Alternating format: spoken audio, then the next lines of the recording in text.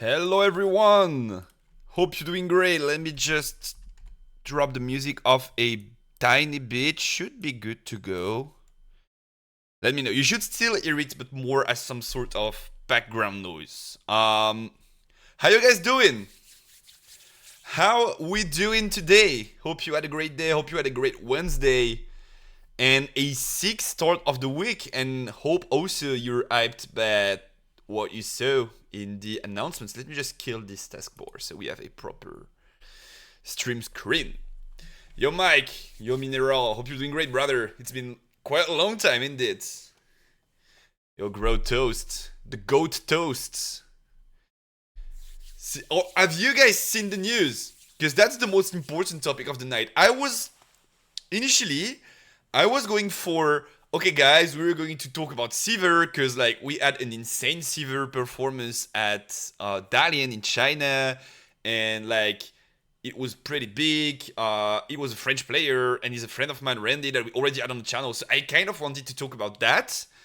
And then they dropped a bomb, like about 2-3 hours ago, 4 hours ago, something like that. And so I kind of shifted my plan. I think that's going to be the main topic of tonight. And then if we have time, we're going to do another deck review, as we did last week with the... last week it was Fiora and Ezreal lists. And I was planning on doing the same with Sivir tonight, but maybe if we have time, I don't know. Busy at work on Wednesday, so it's sometimes hard to catch the streams. Yeah, I know, man. But like the votes are still here. With the casts and all, because maybe like you probably don't know because like America and stuff, right? But I'm casting a lot on a French broadcast. I'm casting every Chinese regional. I'm going to be casting Bologna. I'm going to be casting Vegas. Probably Chinese nationals too. So like I'm casting a lot, which gives me a lot less time to edit videos. But the VODs are still here, so I hope they do the trick for you, my brother Mike. So yeah, we're just going to discuss the news. I think the bigger parts, because like Twitter, but I did not read the articles. So the plan is that we take the time to read all 4 articles. We chill, and we like I share what's going through my mind from my experience playing other TCGs.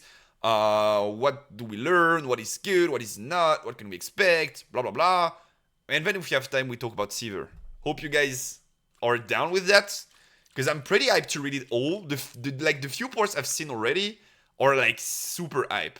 So I'm hoping for the rest to be as hype, because there's definitely more. Like I just scrolled that one, I believe, which seems to be the important one, and like it's pretty long. So I'm hoping we get something sick out of this read, even more than what we already got, because like we already got some super sick stuff. Also, I've added a new comment to the chat. Now you can go !reports to get the Riftbound report account. If you don't follow them, feel free to do so, because they do such... Marshall, actually, because there's the man behind that. Marshall does such a great job at like giving us intel and stuff. And yeah, I feel like it's well deserved that whenever we use this content, you guys have access to the platform and you can go drop a follow, because he's the GOAT. Emo. Alright. So, there are a lot of articles there. A roadmap, a letter from the editor, which I don't know what that one's about, state of the game, and creator activations. I feel like the more important one are these two.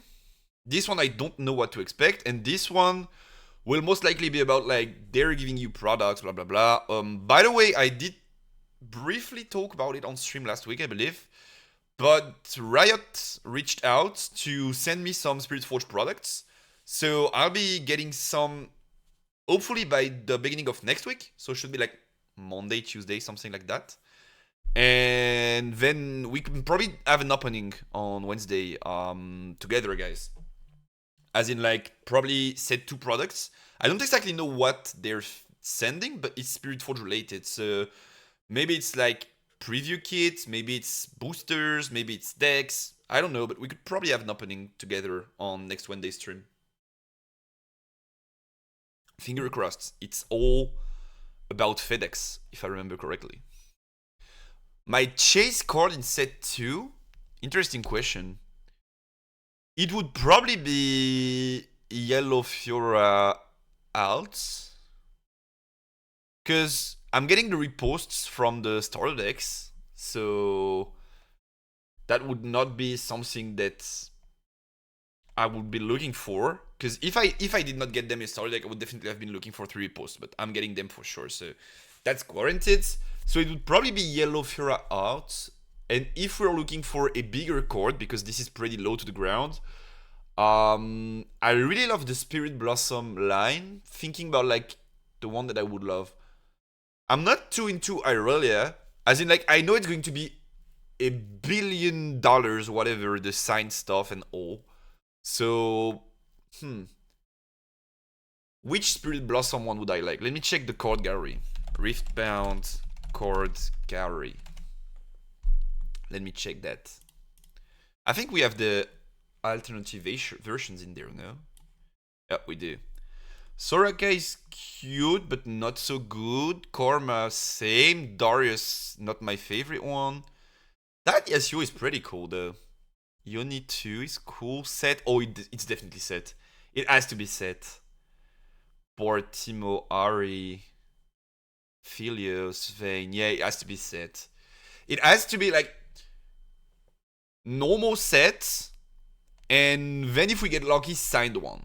But yeah, normal set would still be like super giga sick. I feel like that would probably be my chase card of set 2. Yes. It just looks so good. It's crazy in Fiora. I love Fiora. So I mean the gameplay. I don't really care about the League Champion. To be fair, I almost never played Fiora in League, but the gameplay of Fiora in Riftbound, I really love it. I'm still on Spell Fiora. I only run 2 BFs because of like Unsung Hero and stuff. But I talked about it in last week's VOD though, Mike, if you want to check. We did do the Hook Fiora profile, like study the profile that got finals. And then we tried some games with the Hook Fiora list. I hated it, to be fair. I really did not like it. And then we switched back to spells. But adding the Matron, because Matron felt kind of good, and I think that's what I'm looking at right now. Some sort of like spells Fiora list with the Matron and 2 BFs in there, something like that. Want to find Fiora Legend out and Fiora Worthy out for me. Yeah. Fiora Worthy out. Don't know if you can see it, but I think we should be able to. Or not. Where's Fiora? Yeah, this one. This one is like super sick, IRL. So I'm probably looking for that one in the common outs. And then if we are talking about bigger hits, it would probably be Spirit Blossom set. I love the card so much. Like this guy is chef's kiss. Alright, so let's get started with the news and the roadmap. Gotta catch QDuo and force him to give it to me. Oh, he has it. True, he pulled it. True, he pulled it at the creator event in the TFT Open. True, I forgot about that one. But yeah, it looks sick. It looks super sick. So 2026 roadmap. Let me just update the stream title, by the way. Big news. Reading the state of the game post. Let's start with that one. Out purple seals as my chase.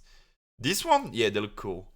They look cool, but I'm not too much of a seal believer. So, and they're probably going to be super expensive because purple are obviously the best ones in set 2. So, yeah. I see what you want them though. I see what you want them. 2026 roadmap, a comprehensive look at Riftbound's 2026 plans, including the full regional qualifier schedule. So this part I saw already. This is giga hype. Sorry. Let me get that out and we're good to go. Welcome Riftbounders. 2026 has a lot coming and we wanted to give players a look at as much of it as we can. From set releases dates to regional qualifiers to conventions, here's everything we felt we could jam into this with high confidence. Before we get to the full year's content, we know players are eager to see the full lineup for regional qualifiers we have planned for the year. This, guys, if you come from like League and stuff, you're probably like, I mean, when the year starts, we know where words are going to be, so it's pretty normal that we have all of this. But if you're coming from TCGs, you know how big of a game changer this is. Like, this is completely crazy. Usually, you get heads up for major events at best, and I'm talking like at best, 2 months before they happen. As in, like, it's scheduled for like mid-April. You get a notice that it's going to happen like beginning March, and then tickets are on sale like at best mid-March, maybe late March, something like that. That's usually how it goes. For example, like I was playing Yu-Gi-Oh before, you guys know it already. For Yu-Gi-Oh, most of the time they announce it about a month and a half, 2 months before. You have to book the flight and the home there, because if you don't, like if you wait, they're going to get like giga expensive. And then you have to pray that like about 3 weeks later when they drop the tickets, you get one because you booked everything. But if you don't, other people are going to book it anyway. And so that's going to make houses and flights super expensive, because like these guys, they look at the trend and maybe they don't know why, but if they see like all of a sudden there's like 2,000 people buying plane tickets to go to Bologna, they're going to raise the prices for tickets to go to Bologna, or flights rather. So yeah, that's a big problem in my opinion in other TCGs, and that's super huge that we get to have that vision of what's going to happen all through the year. So as we expected, sort of, Houston being like out of the equation, we were expecting 4 regionals in NA and 4 regionals in Europe. We only had Intel, I believe, up until Atlanta so far. Maybe I'm wrong. Maybe it was a bit more than that. But we were kind of expecting like 4 in the US/America, because like they have Vancouver, so they also have Canada. But we were expecting like 4 in America, and we were also expecting 4 in Europe, and we were getting more than that. Europe, I should have brought the pen, by the way. Why is pen not on? Give me a sec. I'll get it on. Oh, yo, Aaron. How you doing, brother? How you doing, brother? Yeah. I'm doing good. Hope you're doing great too. Nice to have you here. So yeah, this is the European ones. Maybe you guys don't know about the cities, but these are the European ones. So Bologna we knew about already.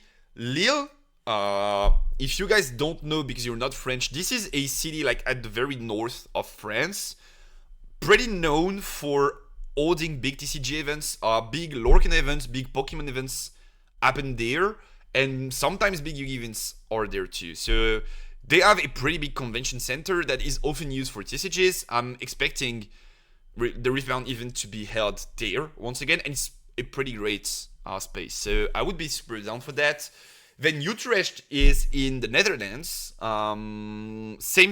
Basically the same. They have a facility, a convention center that's pretty big and often used for TCG events, a bit like Pokemon Yu-Gi-Oh! So once again, I'm expecting it to be in the same place as they usually do. And if so, that's good news because it's like quality spaces. Barcelona, though, I don't know. I don't think I've ever been to Barcelona. And outside of like maybe One Piece, I don't think I've ever heard about Barcelona in TCGs. But that does not mean it's not good, right? Like, I've just never been there, so can't guarantee. But the rest of it, Bologna, Lille, and Utrecht are usual TCG destinations in Europe, and they are quality places. So, much love for the decisions there. On the opposite side of the ocean in the US, we have Houston that already went through. We have Vegas that is just straight up 1 week after Bologna. Then we have Atlanta. We have Vancouver, which is in Canada. We have Hartford, and then we have Los Angeles here. Pretty sick. That's a lot. That's more than we get in Europe. So I have to say I'm a bit jealous, but also that could probably be because we are missing one there, or like extra dates. And so I believe Houston was like sort of a test round, first one in the West, out of the equation, because they're paired together. We have like one in Europe, then one in NA, or the opposite. Like we have Bologna, then Vegas, 1 week apart. We have Lille, then Atlanta, 1 week apart. Then we have Vancouver and Utrecht, 2 weeks apart. Then we have Hartford and Barcelona, and then Los Angeles. So maybe we just have a European one like right there that we're waiting for. We don't have Inter on yet, but this is once again pretty sick. And if we also, there are some in Singapore and Sydney.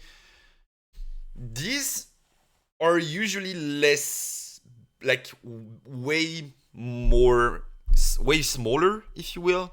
In TCGs, they are considered majors still because they are quote unquote continentals, as in like Sydney is for Australia. Australia, most of the time in TCGs, is like all players from Oceania get there.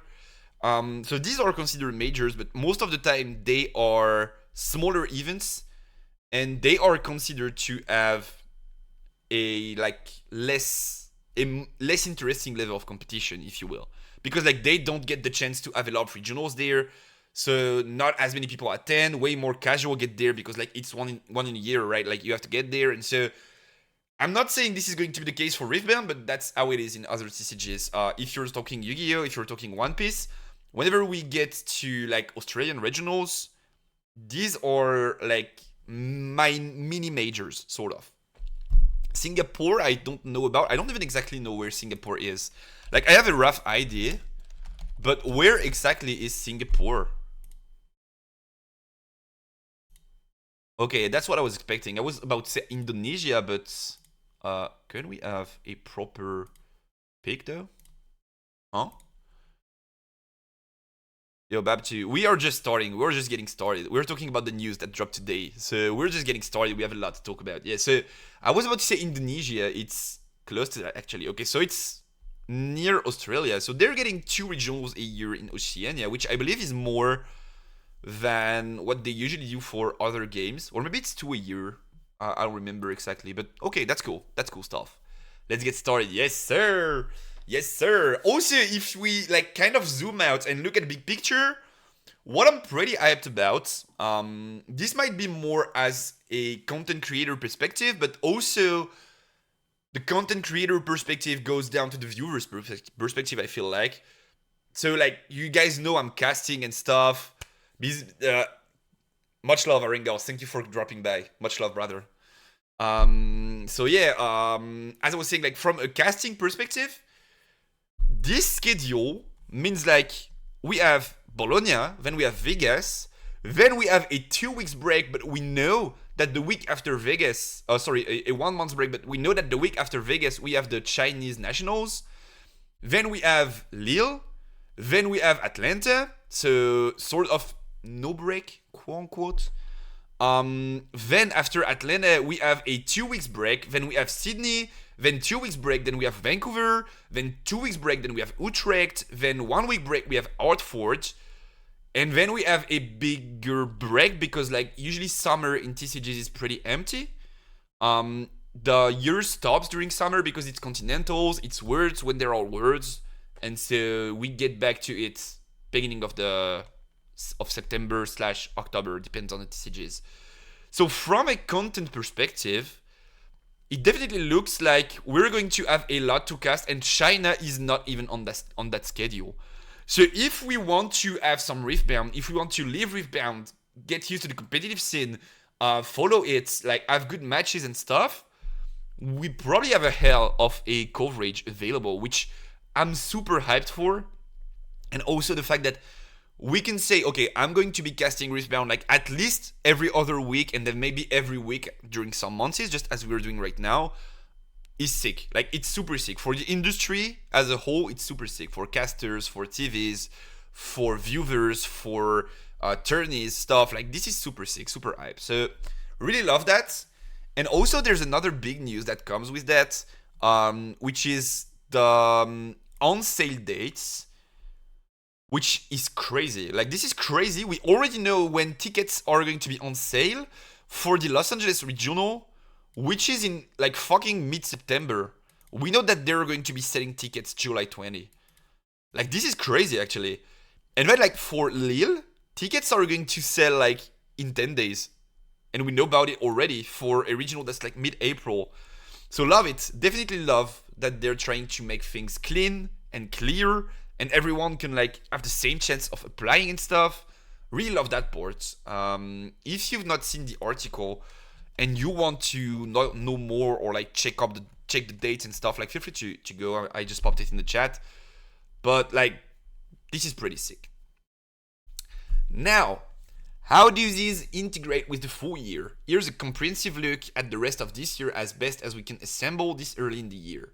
Before diving into it, a few caveats. This is current as of publication. As always, dates may shift, details may change, but we've done our best to capture accurate information from the various groups and partners.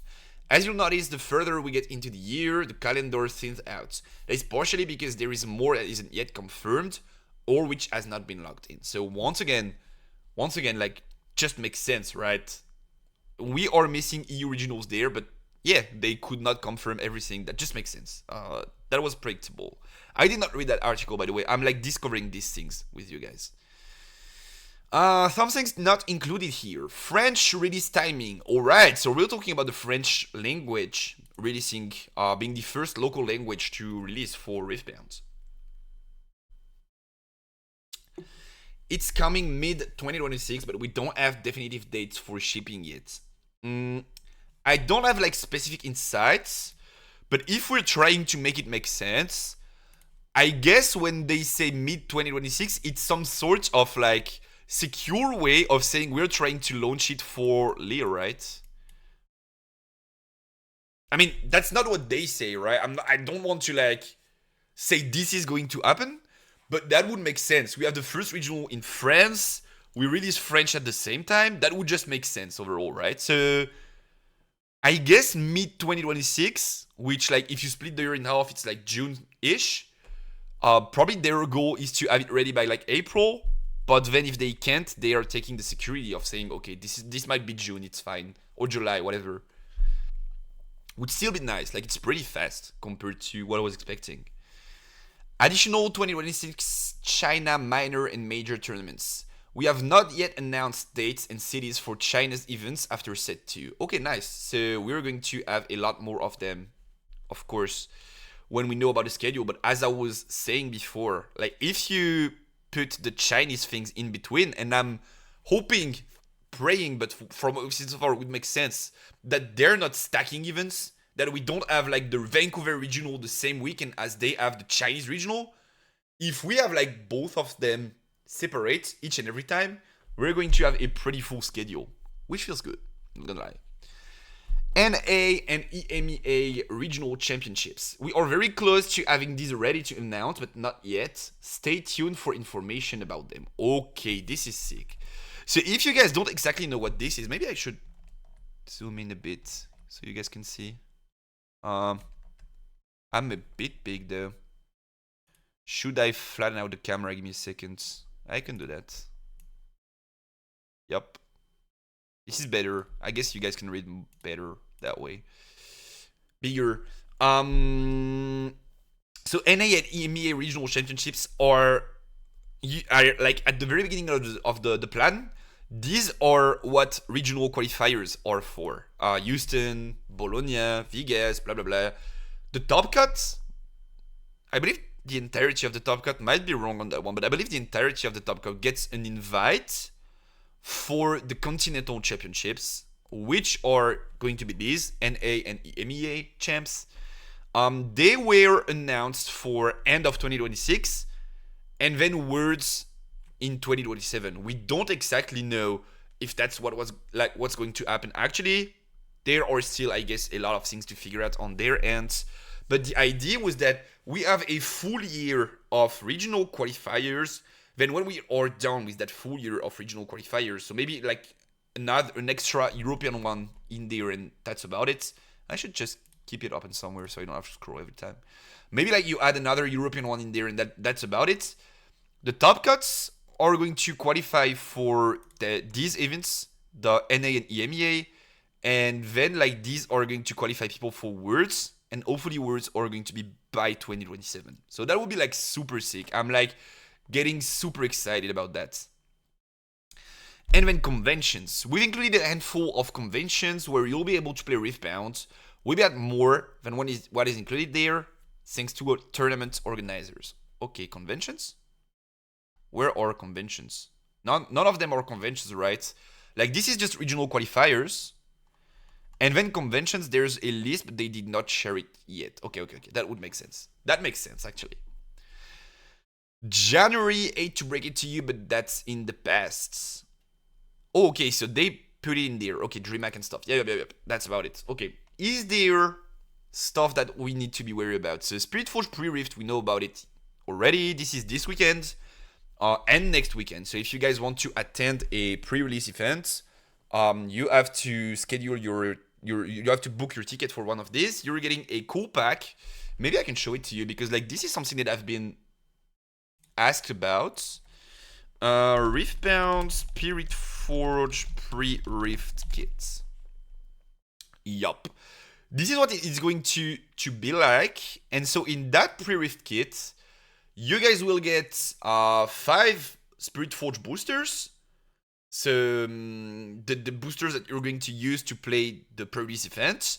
Then you're also getting a Legend, which I believe is random between 7, including Rek'Sai, Jax, Irelia, Renata, and maybe some others that I don't remember, but I think there are only like 6. Okay, maybe 6. Only 6 different. I believe it's Rek'Sai, Renata, Irelia, Jax, and then I can't really remember about like the 2 remaining ones. But you have like potentially 1 of 6 legends in there. Sivir S. Okay, thank you, Mike. Thank you. So Lucian S. You guys don't have the same intel. Lucian instead of Sivir. Okay. So it's Ezreal, Lucian, Renata, Irelia, Jax, Rek'Sai. One of these 6. And then you also get a like 15, I believe, cards kit that goes in theory with that legend. That are cards that are supposed to be played in the deck, or at least were designed with that intent. And that you can also use to try and build your pre-rift deck. So that's pretty sick. I feel like this is a pretty good upgrade from just opening like 5 packs in set 1 and playing with what you get. This is pretty sick. I love that. And also you just pay the price of 5 boosters anyway, so everything else that you get is bonus, right?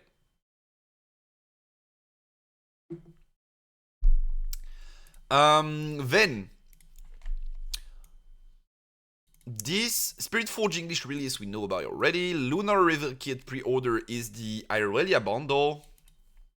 Also, for those of you who don't know, did not check, I think this is still live, but they made it so that if you could not order, because if you could order already on the site, you are not allowed to enter the raffle. But if you could not order, they've organized a raffle basically for every product that they got away from bots. Like they canceled bots orders and they got the products back, and they are organizing a raffle. And you can go now, I believe it's still live, and you can just like click enter the raffle, and then you have a chance of being able to buy the Spiritforge products that you could not get. So I was able to get some Fiora decks before, so I only entered for the Spiritforge display and the Spiritforge Rumble deck. But if you guys did not have the chance to get anything, go check Twitter. They have links there, and you can just like enter the raffle and get a chance at buying the products. Then Bologna Vegas, we know about it. Skirmishes. Okay, so the skirmishes for set 2. Unleashed preview begins. Oh, this is sick. This I was not aware about. So Unleashed is the 3rd set for Riftbound. Holy guacamole. So we are going to... Oh man, like the schedule is going to be so crazy. We have like 20th to 22nd Riftbound Bologna. Then next week is Vegas. Then next week is Chinese Nationals. So this is like... let me check the calendar. But this should be something like... Oh, I can't pop the calendar. Calendar? Pop? Dude? Oh, dude? Okay, great. Calendar, March. This is Chinese National, 7th, 8th. And then the week after that, we're already getting to the Unleashed preview. Holy shish. Holy fucking guacamole. This is going to be sick. I love it. I love it. So we get done with the Spirit Forge competitive season, at least the first part of it, because then there are regionals in like Lille and stuff. And then we straight up dive into set 3. I love it.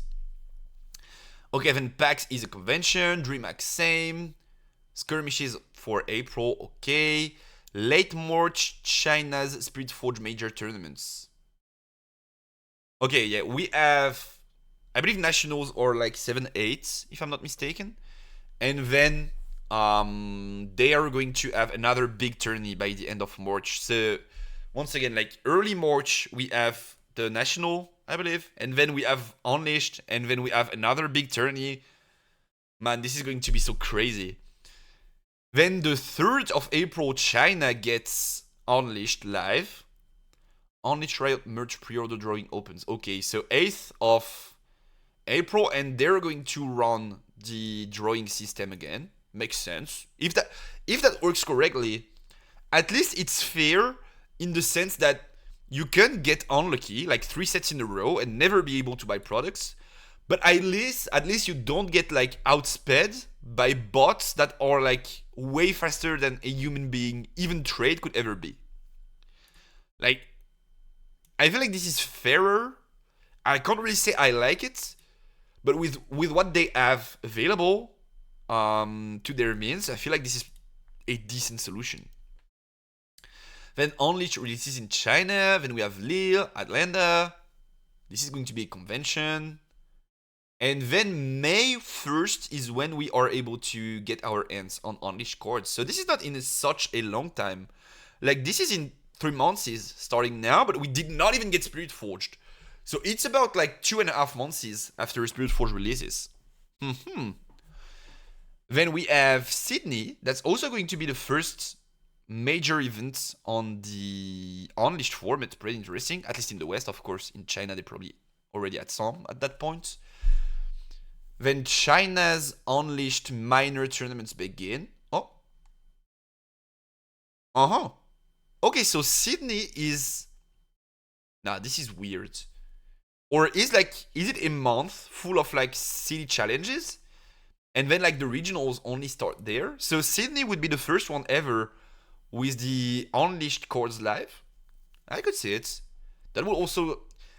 Then I feel like it's kind of a pain that it's Sydney, because that would give Western players a chance of like creating the format, sort of, because we don't have a big regional in China before. But then it's Sydney, right? Sydney is probably closer to China than it is to Europe and US. I think. I'm pretty certain. Yeah, I'm 99% certain. So, not sure I like it, but I see the point. Conventions, skirmishes, Vancouver, Utrecht, Artforge, Vendetta, 22nd of June. So, once again, wait. Begging getting a pick at Riftbound set 4. So, we have about a month and a half there between like pre-Rift events in our country, and we have all of the regionals before. Yeah, that is sick. We have like Sydney, so Unleashed releases. Then we have Sydney, Vancouver, Utrecht, Artforge. And then once again, just as we did for like Bologna, Vegas, Chinese Nationals, we jump onto new season reveals. So that feels like not too random. That feels like a pattern. They probably thought it out. They probably thought it would be good to have like one regional on each and every continent, and then like drop the next set, and then have another regional on the previous set, and then drop the next set live. I don't hate it. Skirmishes, MSI. Okay, Riftbound will be at MSI. Or it's probably going to be like as it was for the TFT Open, like sort of a convention stuff, animation, initiation stuff, but not like nothing too competitive, I would say. It's further away from EU than China is. Yeah, EU for sure. The thing I was not sure about was US, but I'm pretty certain. I'm like 99.9% certain Australia is closer to China than it is to the US.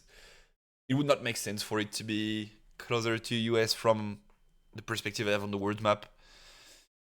Then China major tournaments on Unleashed, Vendetta Pre-Rift, Convention, Vendetta, TBD. What is TBD? Fans can expect our second state of the game to happen in August. Okay, makes sense. Barcelona, Singapore. Yeah. I'm going to wake up early. I know about that. Yeah. I sorry. I know. Thank you, Otomo. I know TBD is to be determined, but I was like, you would like put the event name and then put TBD as in like, yeah, we're going to have an event there, like a convention or something, but we can't really share exactly what's going to happen there. I felt like TBD as an event name, like they probably should have put like State of the Game 2 in there and then like TBD there, right? Like that way it just does not make sense. Like August TBD. Alrighty. But yeah, thank you for helping anyways. And then Radiance, which is the 5th set, I believe. Then Los Angeles, Radiance, Convention, and then Convention. Okay, so we have a pretty packed schedule. Like, look at that. That's each and every month. Each of these categories is a month. And then, once again, they said the later we get in the year, the less we have because they still need to confirm stuff. So this is pretty big. This is a packed schedule. I can tell you that. This is packed. And that's about it for this article, right? Okay. So let's go back to the news page. But this is already big W. Like, if we... Okay, how about we set up a W counter? My wallet is crying. But my heart is singing, right? Let's set up a Riot W counter somewhere. Give me a sec. Riot W counter. So far, this is massive W. Riot W counter. Don't we have a better... Oh yeah, we do have a better font. What's the name? Yeah, that font. Okay. And then... Smaller? Yup. Oula. Too big. Go smaller, baby. Perfect. Red W counter. This is big one. This is definitely a big one. Counter. Oh. Save. 1. Yep.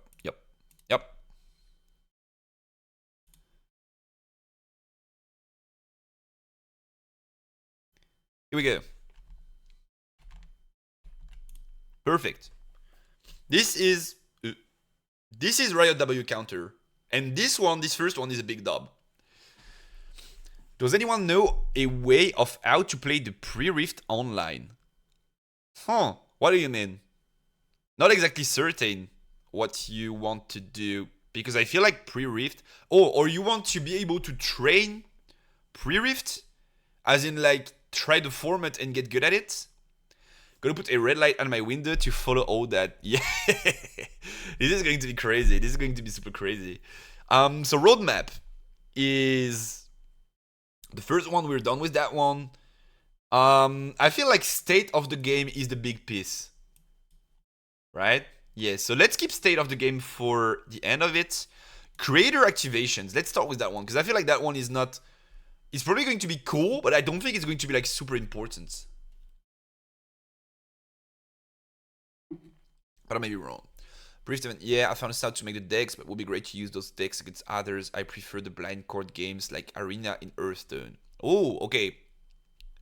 I don't know about it, but maybe Grottos can help. I don't know about a way to make this happen. Sorry, brother.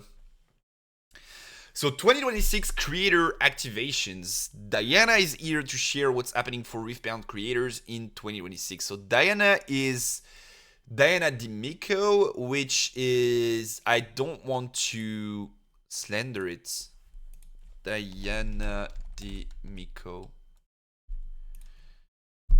Community and influencer manager for Play Riftbound at Riot Games. Okay, so the entire title is Community and Influencer Manager for Riftbound. And so she's giving us guidelines for creators in 2026. I might be interested though. I might be interested. Greetings, Riftbounders. 2026 brings with it new sets, new chords, and new creator opportunities. Now that our game is launched, we are making our plans to invest in creators who've established themselves as authorities on Riftbound and have been making fun and engaging content for their audiences through Origins launch. Looking ahead, let's take a moment and talk about what we have planned for the year ahead, starting with our upcoming Spiritforge release. Okay, so probably more about what I'm interested in than what you guys are interested in, but if some of you aspire to be Spiritforge, Riftbound creators, it's not too big of a read, so it's fine. It's not too big of a read. Spiritforged, well, kinda. The way we are handling Spiritforged is something you'll see repeated for other set releases this year. Okay.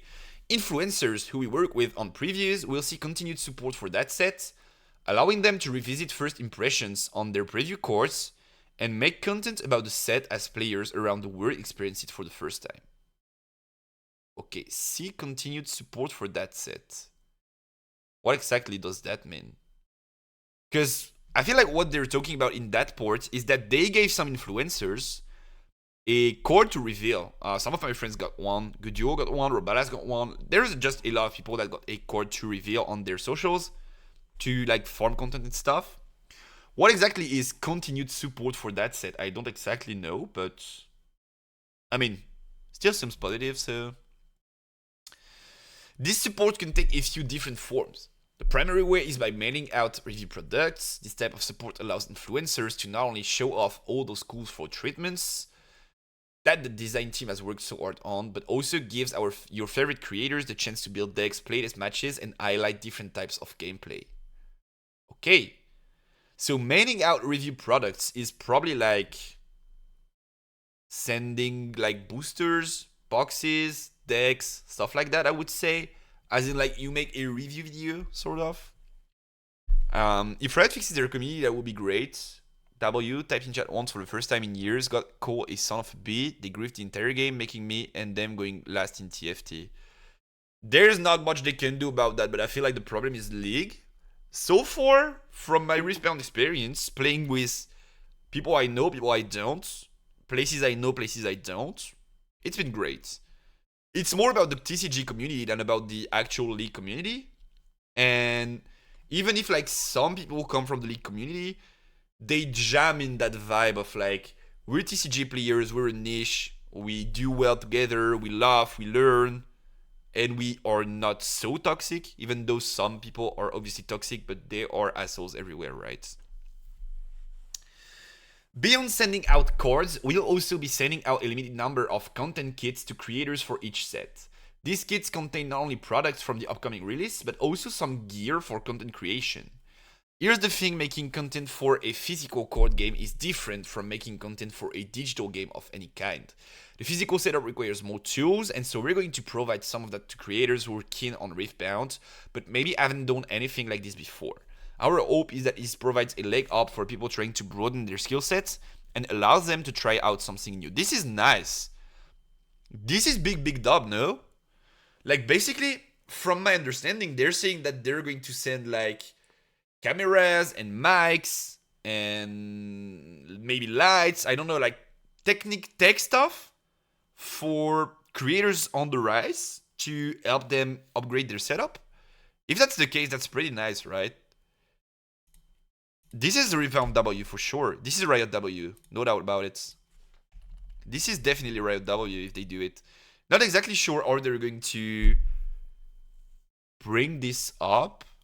As explained before, as mentioned before, I've had a conversation with Diana and with the French person, which is Pauline. Her at is...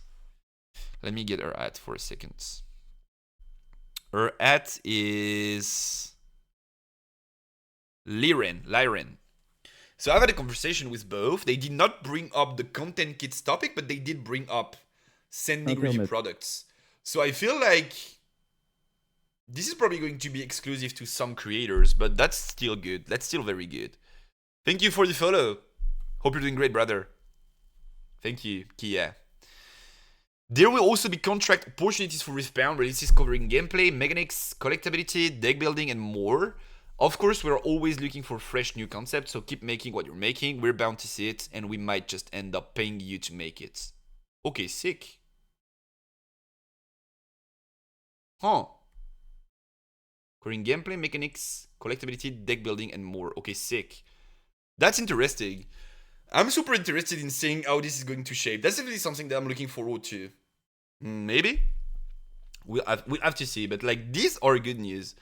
Supporting creators is always a good thing for a game, in my opinion. Some games do it properly, and they get big payoff for it. And some games don't. And I feel like creators still find a way to work around the problems and do their stuff. But it's pretty good when the game supports them. And yeah, this is big dub. No way this is L. This is big dub. I would just be eager to know like how this is going to shape in reality. But probably they have their own ideas, but they don't want to share them yet. Creators and events. Whenever Riot attends an event, whether it's a PAX or a regional qualifier or a Gen Con, you can expect some opportunities for creators on site. Most of these event opportunities allow for you to network with other creators, make content live from the show floor, or even preview something new. So this is what we saw at the TFT Paris Open, and this was like super hype. So this is definitely a good thing. With that in mind, we'll be introducing a few additional badge types to make sure we're catering not only to those who want to attend the event itself, but also to those who want to share the experience with folks at home and the viewers at home who want a high quality viewing experience. Okay. These new badge types will be introduced sometimes mid-year, so keep an eye out. What I can tell you about that, or they probably talk about them later. Let's finish reading this, and then I can tell you more about like what I know regarding that point. For regional qualifiers held outside of China and other events with a more competitive twist, a select number of attendees will be awarded a creator competitor badge, which not only allows them to participate in the main competition, but also be a part of panels, course slinging, social media activations, and more. Okay. They do it for Bologna already. I don't know if they do it in China, probably. But for Bologna, it's a thing already. Like, some creators have been guaranteed their entry. I don't know if they add the creator competitor tag, but they have been guaranteed their entry before even the tickets were released, like were sold online, because they were creators, which I feel like makes sense. Okay. If you love making content about Organa's play, but don't feel keen to take on the competition just yet, that's totally fine. You could be granted a creator badge instead. This badge gets you into the show and allows you to experience creator activations without entering into the main event. Okay, this is what I'm going to talk about. Yo, Mega, hope you're doing great, brother. Randy should get free entry for the next 10 events because he got scammed. Randy is the GOAT. Randy is definitely the GOAT. Randy is just the GOAT. He should get free entry because he's the GOAT. This means that creators will be able to create content on site without interrupting the competitive nature of these regional qualifiers. Instead, they'll be making content for viewers at home who are on the fence about adding to a regional qualifier near them, bringing more players to our events for an even better experience. Okay, so what I wanted to talk about regarding that is that we're going to go with OTP, so the French broadcast I'm working with.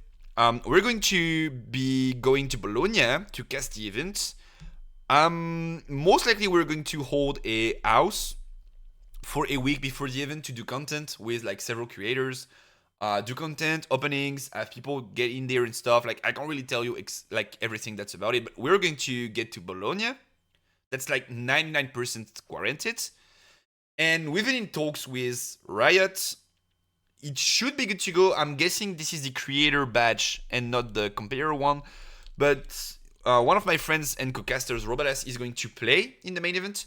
And so we wanted to know if we would be able to have a camera guy with him that's going to like film the stuff, give us cool images, and also when we want to interview people, when we want to like have a talk with Roba regarding like his main event stats and stuff, film him. So someone with a camera just like going over the event and filming stuff and giving us like good, cool images to look at. And that should be possible. So that's also something that's pretty huge for broadcasts. Obviously, like ideally, the better thing would be to be able to cast on-site, like in the actual events. But that was not possible for Bologna. Maybe it will be for the upcoming ones. We asked, but they just don't have the room. It's not like they don't want it, they just don't have the room to spare. but they are kind of down to have filmmakers and stuff get in there. That's pretty cool, and that's going to allow us to produce like quality content. And then partner program. One of the most exciting things about launching a new game been to see new faces appear in content creation. The internet is a huge place, and we've already seen a zillion. Get it? I don't.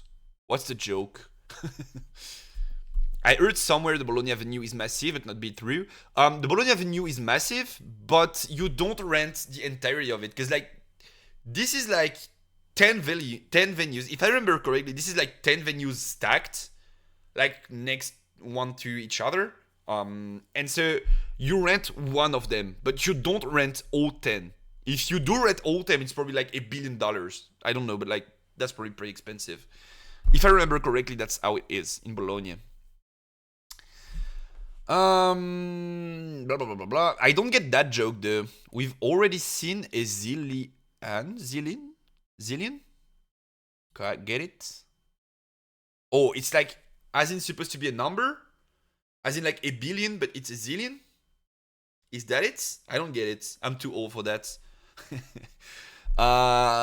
We've already seen a zillion creators start making Riftbound content, with some of you linking to Riftbound in big ways. As with all of Riot's games, we too have a desire to support our creator community. I see me. Am I like that old? Point you in the direction of something interesting. For in case you missed it. Okay. In case you missed it though. In case you missed it, last year Riot launched beta partner programs for League of Legends, TFT, and Valorant. As those programs are evolving, adding Riftbound to the list of Riot Game partner programs has definitely been part of the discussion. Since those programs are still in their infancy, a Riftbound partner program is not on the immediate horizon, but we're dedicated to our creators nonetheless and are excited to explore ways to do that in the meantime. Okay. That just makes sense. Nothing too big there. It's not like W. It's expected, I would say, but it's still cool, but it's expected. This year, you can expect to see us launch a Riftbound Creator Discord. Oh, that is dope, though. For easier collaboration, communication, and management between Riot and our Riftbound creators. This will be a great resource for folks looking to work with Riot in an official capacity, be it as a caster, a cosplayer, or someone who makes funny TikToks.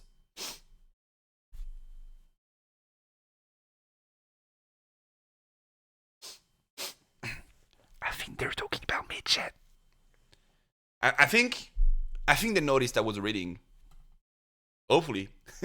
You do funny TikToks. Not yet, but I could try. I would probably be funny, but by being ridiculous. Like if I was trying to do dance and stuff, I would probably be funny, but not for the correct reasons. So, but yeah. Be it as a caster, huh? I'm down, Diana, I'm down. Discord invites will begin to get sent out at the end of February, and will continue to go out as team bandwidth allows. This space will initially be very small, but we won't expect it to grow significantly as Riftbound sets are released and Riftbound creators establish themselves as authorities in the community. Okay, this is sick. That's small dub. This is not W for everyone, so I'm not going to put it in the W category, but I think this is still a dub. You can also expect us to continue including creators as part of the campaign moments for new sets, though how we do this might vary across the year. We love seeing your excitement, your content, and most importantly, your feedback. If you have ideas, we'd love to hear them. Okay. On that note, we also want to support smaller creators as they grow and give them an environment to flourish in.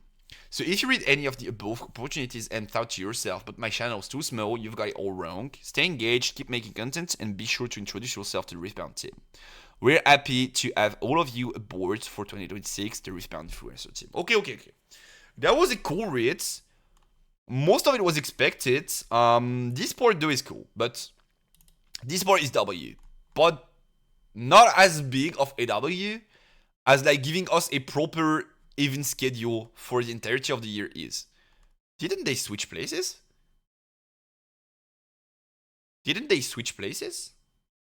Huh? I might be crazy though. I think they switch places, but whatever. So let's start with that one because I don't know what to expect, and then we get on to the big piece, right?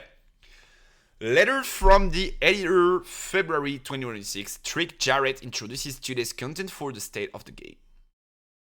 Alright, okay, so this is a very short piece. This is only to... Oh, okay. This is just to present... Oh, we should have started with that one then. This is just to present all three other ones. Okay.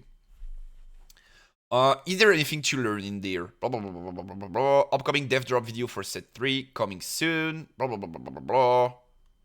Blah, blah, blah. Okay. State of the game. Creators. Okay. So thank you, Jarrett. I know Jarrett follows me on Twitter, and I do follow him too. So thank you so much, Jarrett, for writing this one. But we're directly going to, because we did it the wrong way, we're directly going to dive into the state of the game thing. Because I feel like that's the big piece and we should have done it the other way around. But it's fine. Let's just learn more about like that big piece of stuff that I'm pretty hyped about. This is super big though. Let's get started. State of the game, February 2026. Dave and Chengren discuss the game and answer questions. I'm so hyped, chat. Welcome to Riftbound's first ever State of the Game. To start this off, we're bringing it to you in text format. Future updates might include video as well. So this is sort of the patch notes that they do with like TFT devs and league devs to bring to the attention of players the news, the changes, the balancing, blah, blah, blah, blah, blah. Feels great. We'll keep experimenting with the right formats, but we did not want to delay this too late into the year to keep pushing for an open conversation with players. The goal of this will be to stop and discuss how Riftbound's doing, answer community questions, and share larger updates about the game. So to start this off, we asked Chengren Chai and Dave Goskin, so Boss 1 and Boss 2, if we're talking Riftbound in the words, to talk about a few things which will be recurring topics for this State of the Game moments. And after that, they will be diving into answering questions from the community. Okay, this is pretty sick. So they are going to answer like main concerns, popular concerns, and then they're going to answer straight up questions. Where do these questions come from? Did they... Oh, I think they did ask on Twitter, no? I might be wrong, but I think they did ask on Twitter at some point. Like, if you have questions, ask them. Like, not too long ago. I think it was a Lucian image. Sort of. Like maybe a week ago? Or 2 weeks ago? Where's that thingy at? Oh, this. State of the game question intake. Yeah. Add to our IG stories and tell us what you want to know. We'll answer some of these cues during our State of the Game article. Okay. And did they pick down there? Maybe? Interesting. Okay, so they did ask indeed. First off, we asked Dave and Chengren to discuss their overall philosophy towards how they approach Riftbound as a good reminder of how two of the leaders of the game see it and what we're doing Riftbound for. Chengren, on the Riftbound team, we are all card game players who value both strategic and social elements of playing a TCG. We aim to deliver through Riftbound both an interactive social and deeply strategic experience for our players. Okay, so this is just like corporate stuff so far, right? TCG apples to everyone, blah blah blah blah blah blah blah blah blah blah blah blah blah. Okay. What is this going well for Riftbound? Okay, interesting. Across Origins and Spiritforge, the first two Riftbound sets, there are a lot of cool decks to try in competition and in casual play. The resource system and the EBB, what exactly is EBB? I don't know, and flow of excitement at battlefields is resonating with both the TCG and the League audience. And despite availability challenges, communities have formed around local game stores, play at weekly events like Nexus Nights, and around high-level play at the first regional qualifiers. Okay, so far I do agree. I think the game system is pretty good and pretty hype. The battlefield stuff is pretty hype. Like, this almost always makes for epic moments when you try to close a game. So I love the idea. As we've made clear, we take the development of this game very seriously, and we have both Dave and Chengren discussing what we are working on and improving. While we're excited by the response to Riftbound, there's work to be done. The team is working on getting more supply in the wild, improving our ordering process for the Riot merch store, and improving the process for registering for Riftbound events. Yeah, that makes a lot of sense. That's needed for both, be it orders or tickets. I'm Dave. Agreed, there's work to be done. I'm Dave in there. There's opportunity to provide more tools to allow more legends to be top tier in the competitive metagame, and also some big opportunities to explore on the horizon. Multiplayer focused formats, more limited experiences like draft, and laying the groundwork for a lot of new original arts and collectibles. Okay, that's something that I'm interested in looking at. Are they going to, because they probably took some time to write this down, so it might have been like slightly updated because of last week's results, but are they going to talk about Draven as a problem? Because like we've seen that Draven got too much success in the like in the late events and blah blah blah, or are they going to say we've seen that Draven has started to go down a bit, and we're expecting for the trend to continue, and for set 2 format to be a cool format with several legends playable, so we don't want to tackle it right now. That's something that I'm interested in looking at if they will treat the subject. With that, we will transition to answering questions. We received so many questions on social media, many of which had overlapping themes. As such, we've tried to select questions which cover the range of areas players were most curious about. Okay. Which set are you most excited for? All of Riftbound set have really exciting new content. Without revealing too much, I think we've got something really special for set 3, Unleashed. And the team really cooked for set 5, Radiance as well. In fact, here are a few teases Dave and I wanted to share with you. For Unleashed, Baron. Okay. What Baron? Like, Baron is going to be a court? Wait, there are... Oh, okay, this is a sky, right? Like, Baron looked like some sort of sea monster, but this is the river and this is the sky above the Baron pit, right? I think this has to be it. Okay, so Baron is going to be a court. Is Baron going to be a legend? I would be pretty hyped if we started having legends that are not League Champion. Unit Champ Legend Battlefield. Interesting question. I would be pretty hyped to have a Baron legend, sort of. That would be pretty sick. Like, legends that are not League Champions are pretty hyped too. Baron Pit would be Battlefield. Yeah, Baron Pit would be Battlefield. You're right about that one. And then when you're in the Baron Pit, you have to fight the Baron, and what it does is like it takes away your resistances like armor and magic resist. So would it be a Battlefield in like opposite of like Triforian or something? As in like Battlefield, each and every unit in there gets like -1 might or something like that? Or like every keyword of units in there are now void and null? As in, like, if you have deflect, if you get in there, you don't have deflect anymore. I feel like Baron Pit should be something about taking away stuff from your units. Interesting, if that's a location for sure, if that's Battlefields. Baron Pit, where you need a certain amount of might to conquer. That could also be true, yeah. Like, if you don't have like 5+ might you can conquer in there, that could also be it, yeah. If you conquer the Baron Pit, get a 7 might Baron token. Yeah, for sure. That seems balanced going first. Like, that seems super balanced, Mike. For Vendetta, perhaps fitting of the set's name, we can tease that there are legends for each of these 3 color pairs for the first time in Riftbound. Yeah, that just makes sense. I think they announced that already. That's going to be a pretty big change in the way we see the format right now. Because if you think about it, like, these colors are not only like, we did not want to make these as pairs, they are opposites, like Calm and Fury. Like, it straight up does not make sense, right? And if you pay attention, most of the color decisions, color picks for Riftbound Legends make sense, actually. Like, Azir is Calm and Order. Is like Calm, very like, very wise, he knows a lot, and also is a leader, like the Sand Soldiers, the Shurima people, like he knows, right? Calm, Order. On the opposite, like Darius is still Order because like he leads Noxus Legion stuff, but then he's Fury because like Noxus is always fighting, trying to gain more territory. So colors really do make sense, and that would sort of not make sense to have like green-red Calm Fury Legends. Same for like Mind and Body, like Mind Body, right? pretty obvious, and then Order and Chaos is the most obvious one, I feel like. So this would have to be pretty different champions, or at least like crazy stuff or something.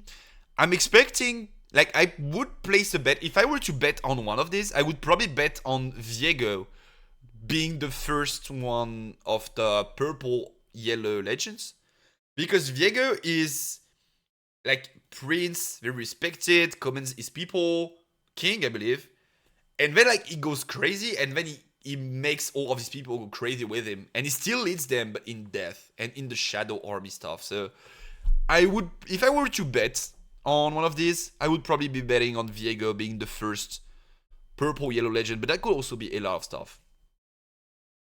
Swain? Swain would have to be Order, but probably not Chaos, because Swain is not about Chaos. Swain is very strategic of a guy. He has a demon in him, but he's not like crazy about it, just as like Kayn would be. So I'm not expecting Swain to be purple yellow. Maybe Mundo, blue orange.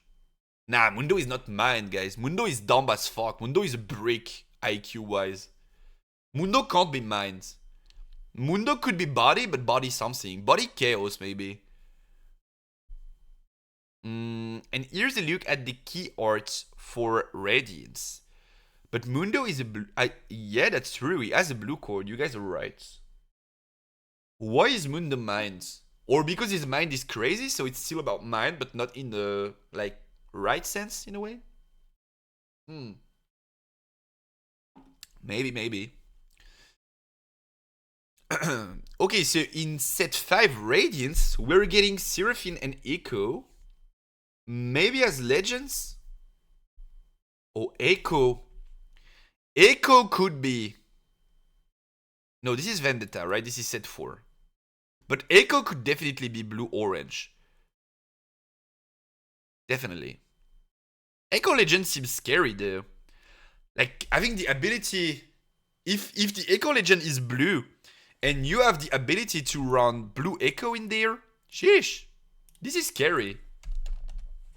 Like, this guy in the champion zone is scary. You can just, like, play a very slow deck, ramp style, and then when you need a billion runes, you can just, like, tap everything, play Echo, crash it, or kill it one way or the other, and then, like, you just have a billion runes, as they do in Renata these days. This is scary. This is super scary. Blue Mundo in challenge color seems cool. Yeah. That definitely looks cool. Yeah, you just kill everything, basically. Are you concerned about the metagame for Riftbound being solved quickly? Ooh, interesting question.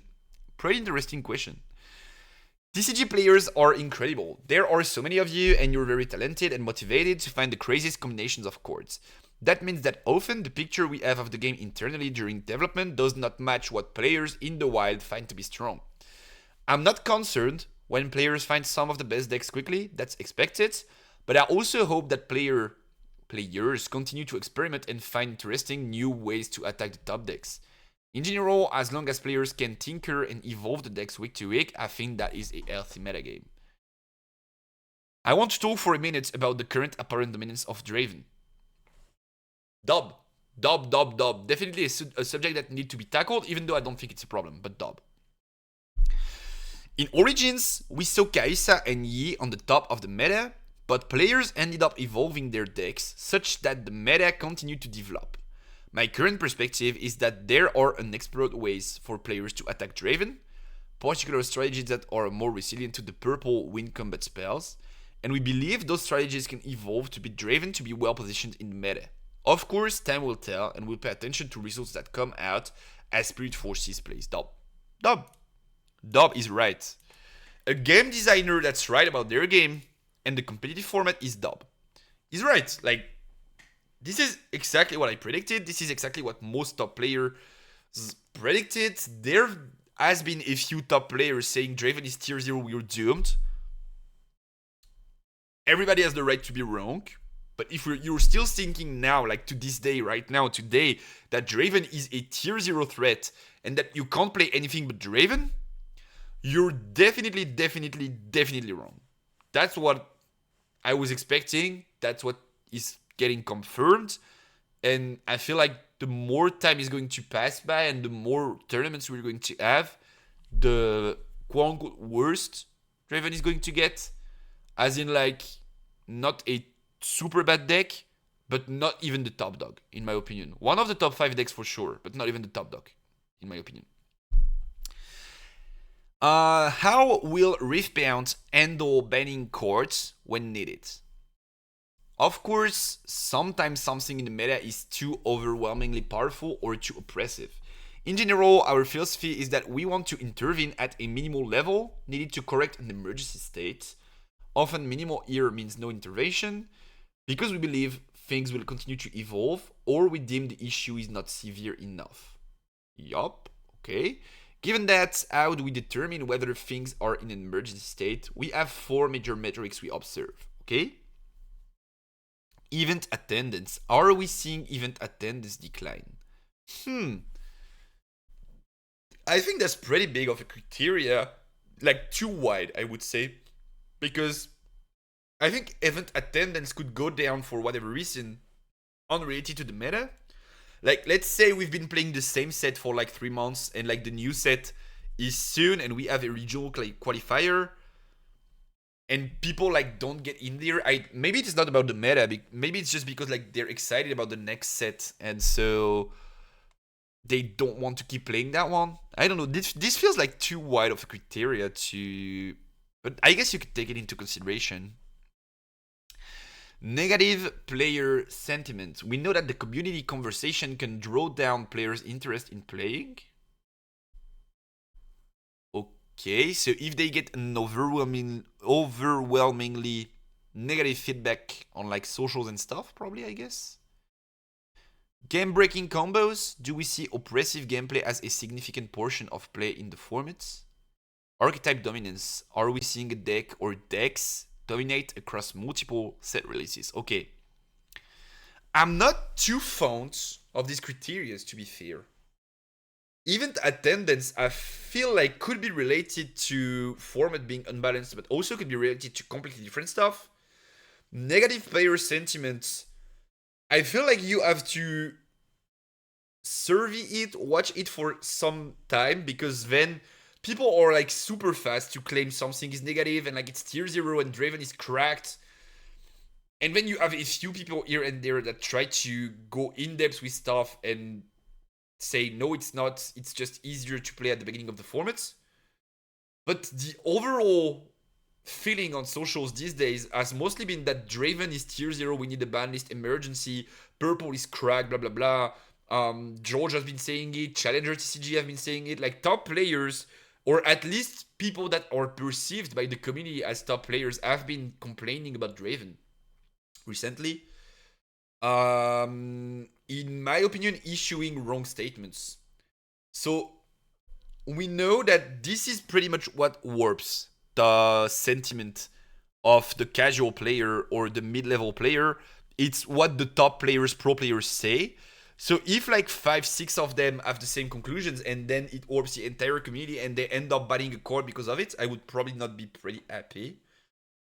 But like, that's one of the criteria, not all of these. So maybe game-breaking combos, yeah, game-breaking combos definitely. If something that's not meant to happen happens, definitely we have to issue something about it. And archetype dominance, yeah, I would be down for that though. If we see a deck dominate across multiple set releases, I would definitely be down to talk about like ban list and stuff. This is not something that I'm looking at for one set, but after like 3 sets, if a deck is still like up there and nothing can beat it consistently, probably yes, we need to do something about it. I don't know if those two are good examples. They are always quick to do whatever they feel, so I would not take it seriously. Yes, but also that's part of the problem, and that's part of the responsibility that they have. But this is like basically the creator circus, right? Twitter.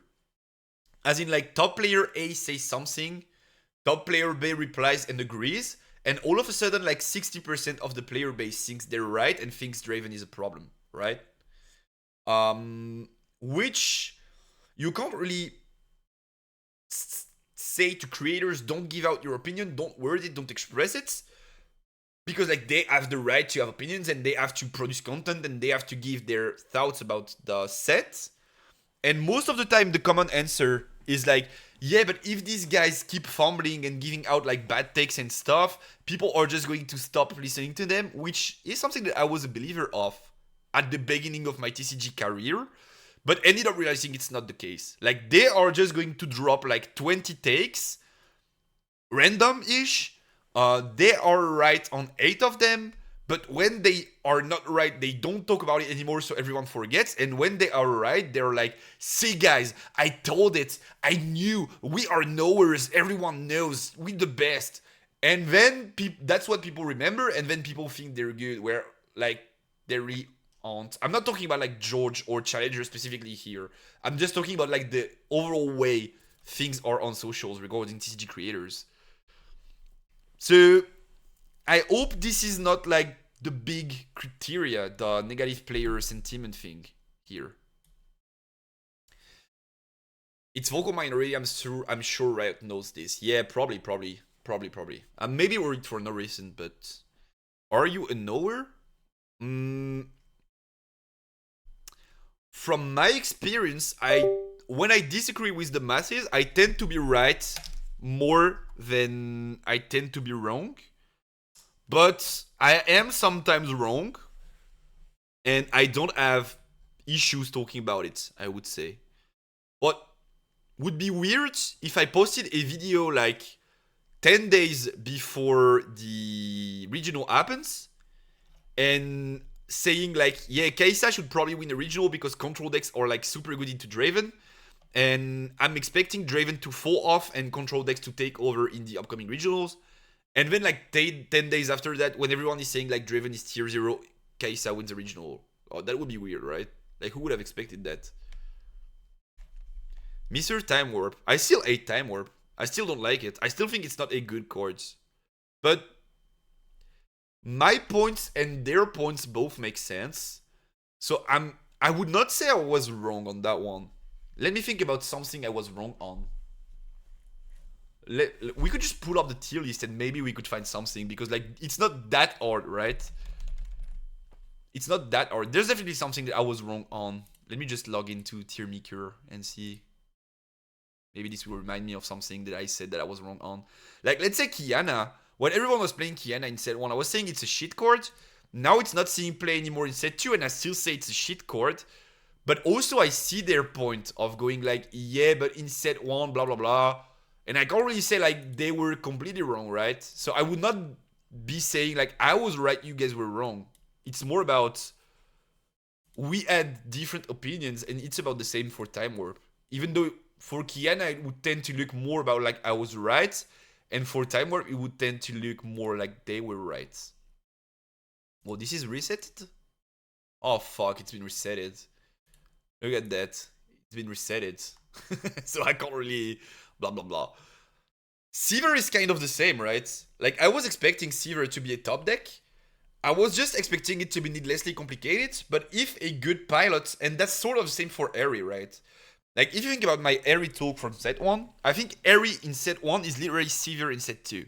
It's like needlessly complicated, but if a tops player gets to it and like digs the deck and gets the good list and the good format read, they definitely could like deep run / win an events. So once again, I think like this was pretty similar. Something that I was wrong about. Let me check. YouTube. There's definitely stuff.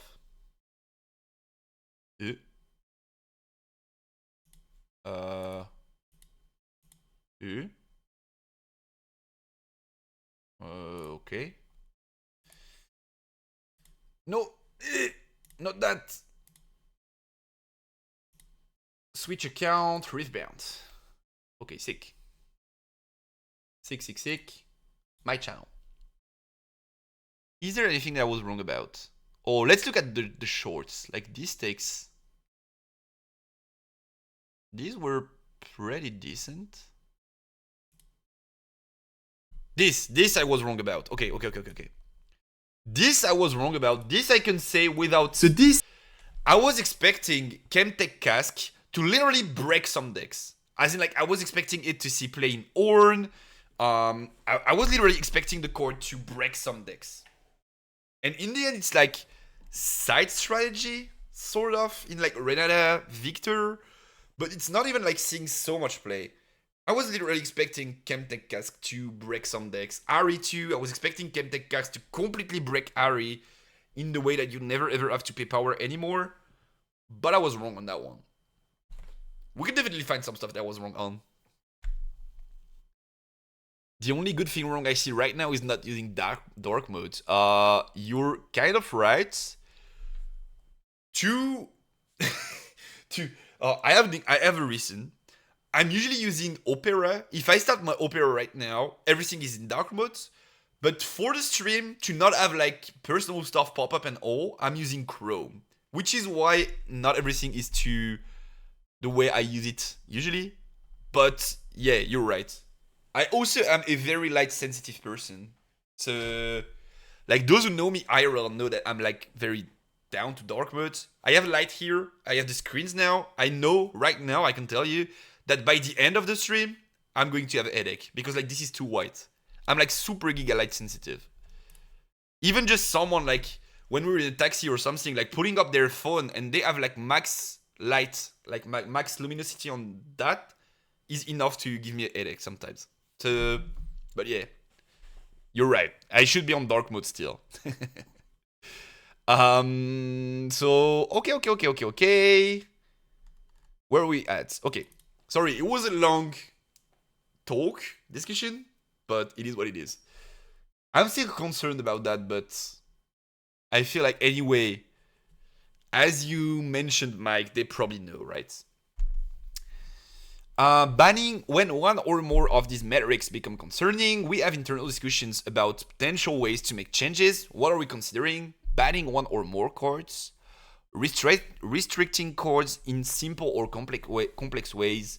We prefer not to do this as it is confusing to communicate and often leaves the underlying issues unresolved. Yeah, I do agree with that. I think banning is the best thing that could happen because then you just issue a ban list just like every other month or like every 3 months is whatever, and people just have like, okay, I look at the ban list, I know what I can play, I know what I can't. Whereas like erratas, I kind of don't like. If it's like balanced erratas, I'm talking. I kind of don't like also restricting. Like you can't play 3, but you can play 1. I think this is shit. This is something that's been going on in Yu-Gi-Oh for some time. Maybe in some other games, I don't know. But they have a way of banning things that make it so that either they ban a card or they make it so you can only play like 1 copy or 2 copy instead of 3. That's something that I like. I really dislike. I hate that way of working because then, if you take a problematic card and put it down to 1, it only creates the issue of like someone still plays the deck. When they see it, like when they draw into it, their deck is like completely cracked. You get eye rolled variance, and when they don't see it, their deck is not good enough. And so there's that. And there's also, if it's a one-off but it's searchable, as in like they can find it, dig through the deck for it or whatever. Let's say they make a purple card one-off right now. Like they make, let's say we say Mind Splitter is too much of a problem, and we decide to make Mind Splitter a one-off to prevent them from like loop checking your hand and removing cards. I mean, they're playing purple. If they need it, they can find it. So that would just not make sense, right? That's just like so few of nerf that it's not even a nerf. So I really like that idea of like restricting the amount of cards you can play. To me, it's either ban or playable. There's not like in between of like, you can play 2 of these. Like, this is shit, in my opinion. Okay, you gotta also give me a second. And 2 things we won't do as a way to fix things. Issue erratas. Dub. Let me add a dub. Let me add a dub right now. Dub. Perfect. I was exactly talking about that. We want to issue power level errata for chords, which is to say we aren't going to change how a chord actually works as a way to fix things. Changing rules, we won't change rules to adjust power level. Yeah, both of these make sense. I feel like changing rules for effectiveness reasons or efficiency reasons, whatever, easier read reasons, however you want to call it, is changing power level though. But I guess what they're implying there is that we won't make it so that you have to deal damage to with combat to balance Draven. If that's the case, I like it. If that's the case, I like it. I think that's what they're talking about and I like it. They just shitting on Yu-Gi-Oh! What do you mean, Mike? What do you mean shitting on Yu-Gi-Oh? Sometimes we'll need to change rules or errata cards to improve Riftbound overall in terms of clarity or completeness, but we won't pull those levers to balance the metagame. When cards are particularly strong or dominant in the meta, that can lead to more conversations internally around the rules interactions underlying those decks. However, the power level of course involved is not a determining factor for whether we make rules changes. Okay. So basically, we don't want to make erratas to balance cards, but if we happen to make erratas, we're going to discuss if this has an impact on power level and take that into consideration. Yeah, I like that. Restricted list sucks and erratas suck. Yup. Do Yu-Gi-Oh! Make erratas though? I don't think so. I don't think Yu-Gi-Oh! Makes erratas. But they do have the restricted list and that is shit. I do agree with that. If and when we do end up intervening and banning cards, timing and communication is super important to help maintain integrity of the competitive game. We'll provide communication about considering intervention and about the chosen intervention, if any, as rapidly as we can. When possible, we hold off on banning cards when we are less than 2 weeks away from the next high-level competitive event. Try and ensure players have a chance to play this and adapt. Okay, cool.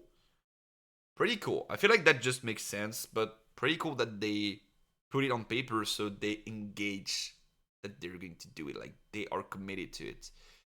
I'm okay with erratas on the rules. On the court, it's not really appreciated as we confuse people. Yeah, exactly. I do agree with that. I think erratas on the course, if it's functional erratas, as they did for Falling Star and Iketin Rain, are a good thing. This is a very good thing. I would not agree with like them changing chords for power level issues, but I would agree with them changing chords for basically ease of play, sort of. Like for the old school chords like Crush Chord, no. Oh yeah, but I think these are functional errata. These are not like power level erratas. They are functional errata just as we do have in Riftbound. As in, like, the code was written at a time in which the rules were not exactly the same, so we need to adapt it to the current format. This is more about what Yu-Gi-Oh! Erratas are about, I feel like. One Piece and Lorcana, though, are making game balance erratas. One Piece is like banning a leader and then releasing the exact same leader with the exact same color combination, but a nerfed effect. So that way it does not seem like errata, but it's definitely an errata. And Lorcana is doing the same. Like, they're just errating cards for power balance, which I don't like. Also, One Piece, it's funny to me because One Piece never wanted to, like, they have a ban list, but they don't want people not to be able to play their favorite deck. So when they ban a leader, they errata it in a new version of it, which has the same, like, let's say they ban, like, let's pick a real example. They ban, like, red, purple, low. So red, purple, Trafalgar, D, Waterloo, the pirate. You probably know about him if you watch One Piece. They ban it, and then they release a new version of red, purple, low. So exact same pirate, exact same archetype, exact same colors. Similar effect, but super giga shit. And I don't think any of the erratas has ever been like close to playable because they completely demolish it. Like they send it into oblivion. And then they're like, yeah, but guys, it's fine. We made a new one. The deck is still playable. No, it's not. Like, let's say they go from, let's use the Sakazuki example. I think it went from just, when you attack with the leader, you give -1 cost, and then you can discard one to draw one. 2, you have to discard one card with the Navy archetype specifically, so Sakazuki archetype. You don't draw, and you just give -1 to a unit. I think that was the Sakasuki One Piece card game. I think that was the errata. Like, this is crazy. They just destroyed it. This is the OG one. So trash one, draw one, and then when you attack, you can give -1. And the errata is this one. You can trash one Navy type card from your hand, give up to one of your opponent's characters -1 during this turn. Yeah, exactly. So it went from discard one, draw one, so cycling plus -1, to just discard one to -1, no draw, no cycling. Like, this is complete garbo. And also you have to discard a card from the archetype, whereas before you could just discard anything. Complete garbo. Anyway, Riftbound feels complex. What are you doing to simplify and streamline the game? TCGs naturally add complexity over time as more and more content is added to the game. We are striving to make sure Riftbound cards themselves are as processable and understandable as we can. To minimize additional complexity, we won't always hit the mark, but this is our ethos we strive for. Okay? Primary tools we are using to control this and make the game approachable for new players are reusing mechanics where it makes sense to. Doing this reduces the overall burden of learning new game vocabulary. Yeah, so basically not creating a billion keywords, which is nice. But also you kind of have to create new keywords at some point to give a fresh feel to decks. So like, this is just a matter of time. I feel like if we're talking about Riftbound still in like 20 years, we're definitely going to have like 100 keywords, and it's fine. Like, it's what Magic is like, right? Magic has like a billion keywords, but it is what it is. You just have to add some new ones to give a fresh taste at some points to decks, I mean. New player-friendly champions. We are aiming to always have 1 to 3 legends in new sets that are more streamlined or straightforward decks. These give new and casual players legends which are easier to understand to ease into the new content with. What do you guys expect the legends of set 2, the new player legends of set 2 to be? Spirit Forged. Rumble is definitely one of these. Can the music be louder or off? Yes. Like, would that be better? Would that be better? I just upped it a bit. Rumble is definitely one of the easier ones.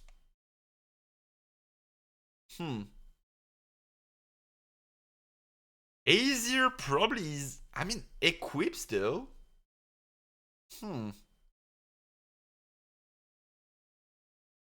Renata could be one. Sivir is tough, Fiora is tough. Or probably my guess would be that they expected Fiora to be a beginner friendly deck with a easy mechanic, because like it started deck in whole, but like it became like super tough to play. Probably it's like Fiora Rumble, and then Lucian could be, yeah, I could agree with Lucian. I could see it. I want Rammus Legends. I would love a Rammus Legend too. I mean, most of the legends are not that hard to understand. It's more the way to master each turn that is complicated. Yeah, but like, Rumble, archetype-wise, there's nothing too complicated, right? Like, even if you play the best deck you could play for Rumble, it's not that hard. It's most likely about like dropping units on curve and then like caring about shields and assault, sort of. Lucian, kind of the same, maybe. Signature is not like super easy, but it's not like super hard either. And then Fiora probably was supposed to be simple, but ended up being complicated of a deck to play because of the mechanics of it. Jinx is easiest? Yeah, probably Jinx was one of the easy legends in set 1. I mean, the 3 starters for set 1 are easy. Like Victor, Jinx, Lee Sin are easy, right? Lee Sin is just like drop bodies buff them. Victor is like go aggro token stratagem. And Jinx is just like discard all of your end and do cool tricks, I feel like. Any is easiest legend that Jinx, I think, but understanding the tempo of her is harder for a new player. Annie's ability is probably easier than Jinx. I would agree with that. But play-wise, probably Jinx is easier, because Jinx is just like play a body, discard stuff, trigger it, boom, on board, and that's about it. While Annie has to go like, okay, do I want to accelerate? Do I want to retreat? Do I want to keep runes to play that spell? Or do I want to tap everything and just have 2 to bluff? Gameplay wise, Annie is way more convoluted than Jinx is, in my opinion. Okay, and creating introductory level products. Proving grounds and products similar to it help provide a good point of entry that's comfortable. One of the reasons we are unhappy with that product not being on shelves and printing a lot more. And to some extent, the Premier Champion decks and even sealed decks are good ways to ease new player ins. Big props for the set 2 champion decks, by the way. Pretty good decks. There have been a number of errata for the first 2 sets of Riftbound. That's the nature of designing a new game. We are learning and improving how we approach the rules as we develop. We expect the quantity, of course, to receive errata to decrease going forward, but as always, our first goal is to make Riftbound the best game possible, and we'll always be looking at improving and updating the rules to make that happen. Okay, that just makes sense. That's already what we knew, so not much to talk about there. What are you doing to make Riftbound more available and bring prices of boosters down? That's... Is that an interesting question? Let me guess the answer. I did not read the article. We know that there was not enough product for set 1 and 2, but we're working on ways to prevent bots from buying them all and trying to print more, but that's only going to occur at like set 3/4, maybe 4. Let's see if my guess was correct. We continue working with our partners at UVS and Shining Soul to get more cards in the hands of players. In January, we announced news regarding Origins and Proving Ground reprints, but as we said, we know more will be needed. As we see how the community grows and evolves, we'll continue adjusting our print plans for the game. The team cares about players first and foremost. We are keenly aware of both meanings of investment when it comes to our players. We want Riftbound to be a worthy investment of both our players' time and their money. Our vision of a healthy Riftbound landscape is when everyone who wants to play is able to play. Okay. That's shorter than what I was expected, but that makes sense. Yo, Selenia! It's been quite some time. Yup. We're reading the big news. Discovering it. Riftbound has added French. When are you adding my language? To be fair, this is probably because we are assholes. We as in like French people. Because if we're completely honest about it, I think there's like that's pretty obvious that there's more people speaking Spanish in the world than there are people speaking French. I'm not even certain there are more native English speakers than there are more native Spanish speakers. There might be more native Spanish speakers, but Spanish should definitely be there. And then probably there are more German speakers than there are French speakers out there too. I was there in the dark following OreoCast on OTP. Oh, hope you had a great time. I loved it. And we're back this weekend, by the way. We're always excited to welcome more players into, but like that's probably more about like French people not speaking English than anything else. Well deserved. Thank you, Selena. Thank you for the support. We are always excited to welcome more players into the Riftbound community.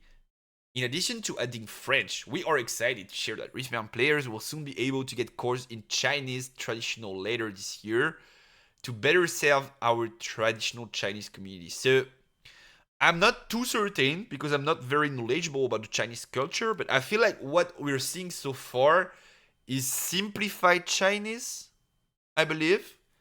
And so traditional Chinese is probably a slightly different language that they're going to print. So big news for them, I feel like. As we think about more language additions, the team is being very deliberate about the process. Adding language to Riftbound is more than just translating the codes. Adding languages also means ensuring that we have distribution set up, access to stores, regional support, etc. I am excited to see the work the teams have been doing to expand our distribution into more ports of the globe. I think the next one should be Spanish, probably. But we'll see with that one. Glad that French is dropping though, because that's going to hype the game a lot more in France. If you guys are not French, you probably can't really fathom the phenomenon, but like we really have a like huge part of the French population that is about like anything that's English. I'm not going to play the game because I don't want to give a shit about English, which is a shame, but it is what it is. And I really feel like for newer games, just like One Piece and stuff, whenever the French version drops, like that really brings a breath of fresh air to the game in the French community. So I think this is a pretty important news for French community, even though I kind of understand if someone Spanish is coming to the chat and saying like, we should have had Spanish first, and I would probably be like, yeah, you're right. But this is pretty big news still. I want to play more multiplayer Riftbound, but since release, everything is 1v1. What are your plans for it? We love that Riftbound works so well for multiplayer, both 3-4-0 and 2v2. One of the guiding principles of the original Riftbound system design is that it's very welcoming and fun to play with your friends and bring in those who might have never tried TCG before. Yup. This year, we expect to begin supporting multiplayer more at the local game store and a higher level event level through side events, not any main events or larger events. Okay. Additionally, we are also looking into development of new multiplayer format supports and even potential multiplayer friendly products. Okay. So basically we're getting to the point of like where other games are at, as like you have a big like 2k plus players event 1v1, and then you have like 128 teams of 3v3 side event or whatever. This is something that exists in like Yu-Gi-Oh stuff. Do we know if anyone can join the regional qualifiers? Yup, anyone can join them.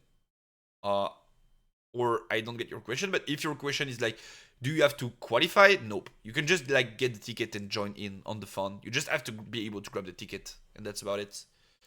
That's not going to be the case for regional championships.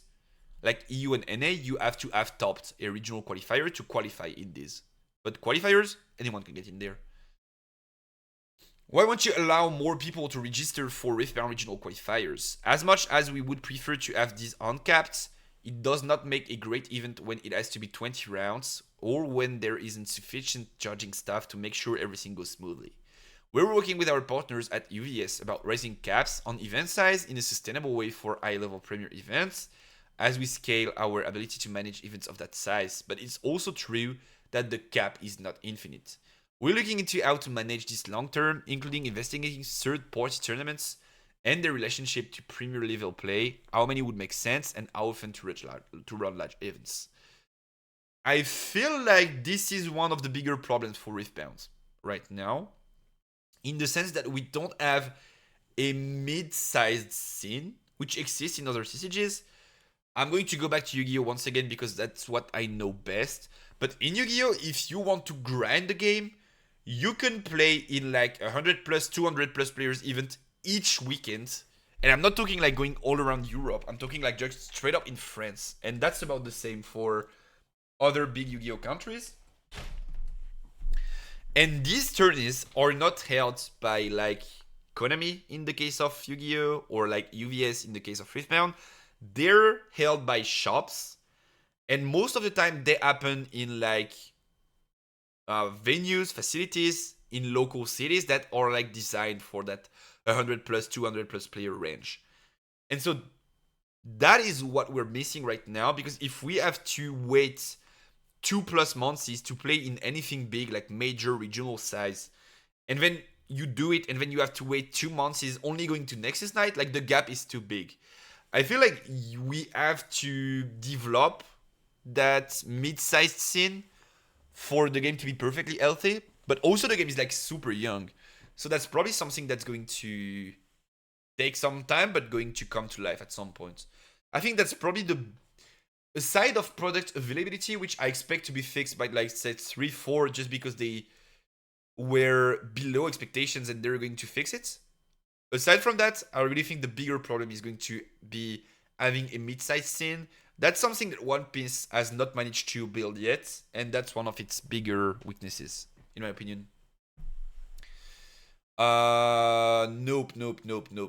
Lille is not going to be capped. I mean, I can't really guarantee, but from what I've heard, Lille is going to be something in the 2k to 3k people range.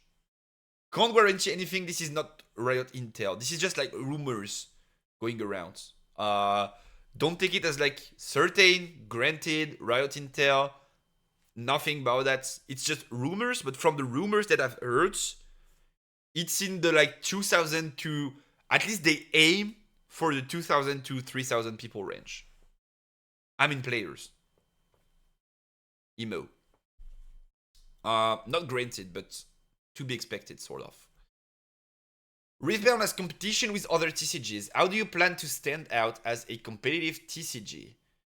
There's been a ton of new products and excitement in the TCG space in recent years, and the team here felt excited as long-time players of the genre.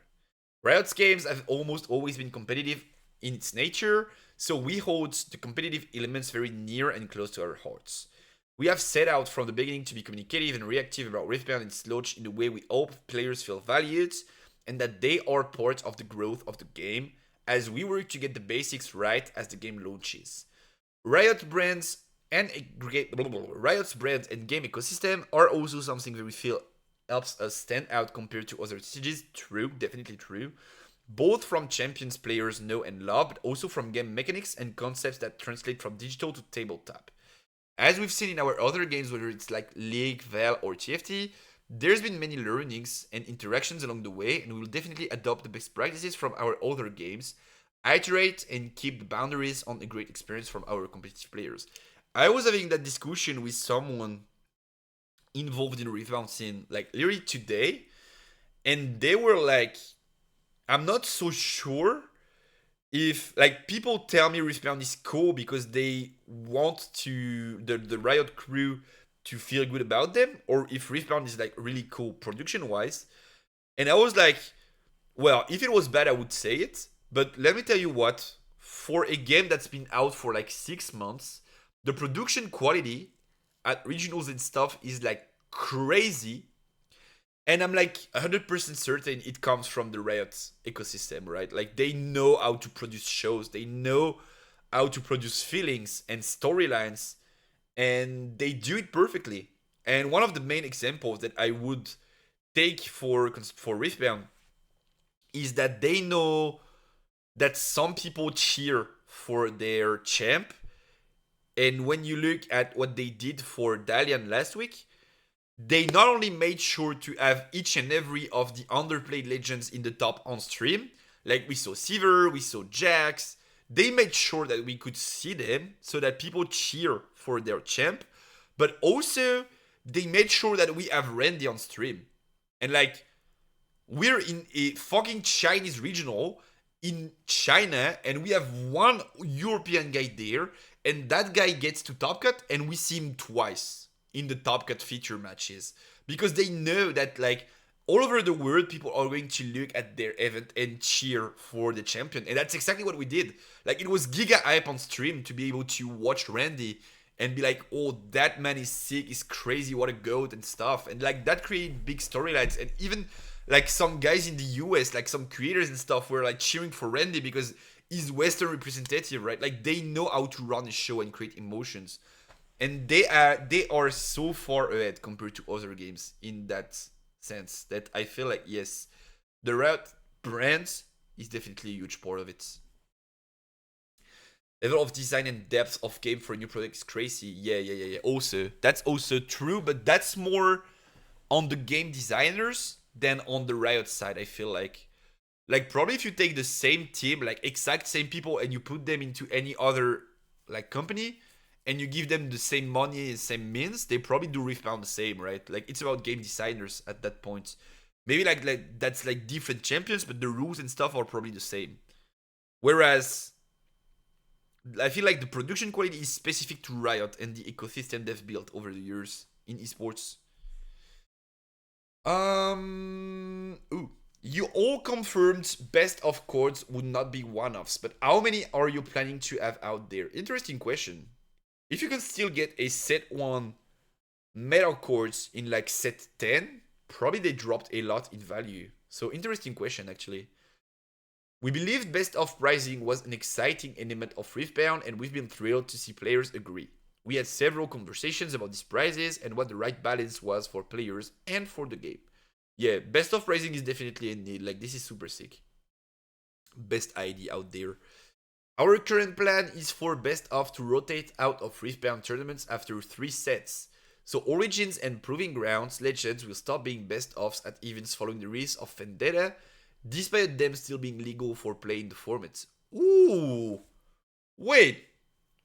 Wait, that's pretty interesting, competitive wise. Because then, it means that if Kaisa is not good enough to win the event, like if you don't believe Kaisa is a good enough deck to win the event, you really don't have a reason to bring Kaisa anymore. So there's a rotation before the rotation, sort of. Whereas, like right now, even if Kaisa was not the best deck, if you still consider it a decent deck, you can try and play for the metal chords. Okay, interesting. This gives a single person the ability to farm all copies of a chord. That's true. That's true, but I like it. That's going to have implications on the competitive format too. I like it. And also that still makes it somewhat valuable, which I feel like is important. If at some point meta chords go out for like hundreds of dollars, then they're not valuable enough, I feel like. Best of is the metal chords, Bab2. It's like if you manage to be the best Kaisa in the event, you get a metal copy of Kaisa Legend that is worth like $10,000 or whatever. Something like that. So okay, interesting. What are the designers working on? Well, a lot. The team has finished work on the sets for this year and is currently working on sets that will be delivered in 2027 and later. We are also busy on some cool collectible products that aren't in the main sets, and we're working on improving our core and tournament rules, something that we look into with every set release, as well as potential new multiplayer and organized play formats. Okay, cool. Heads up of like what's happening next, like that.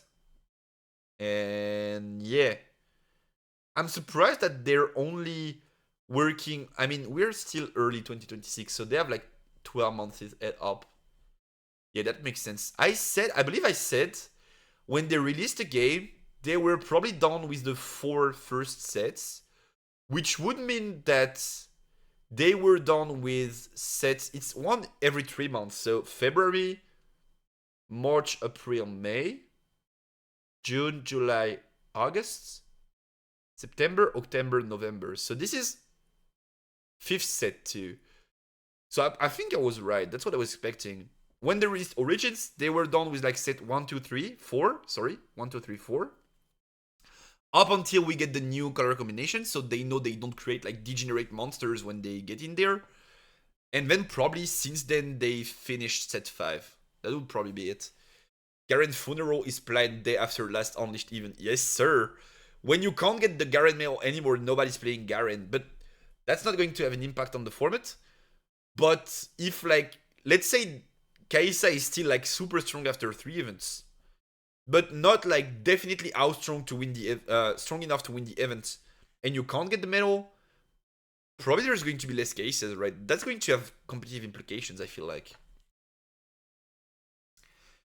Do you have updates on the global release syncing between China and the US? Oh yes, sir. Please give me more. Please give me intel. Please give me intel. I want to be able to deck build and surprise the opponents. Yes, we are planning on syncing the release when set 4 Vendetta launches. When? When? Yep. Vendetta? Vendetta. Unleashed. Vendetta. June.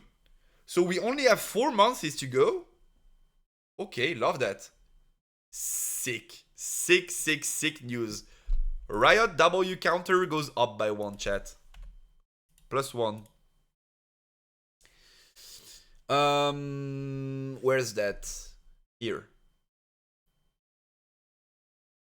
A lot of players have already guessed, accurately, might I add, that we were spacing the Chinese sets out at a 4-month cadence while keeping the English set at 3 months.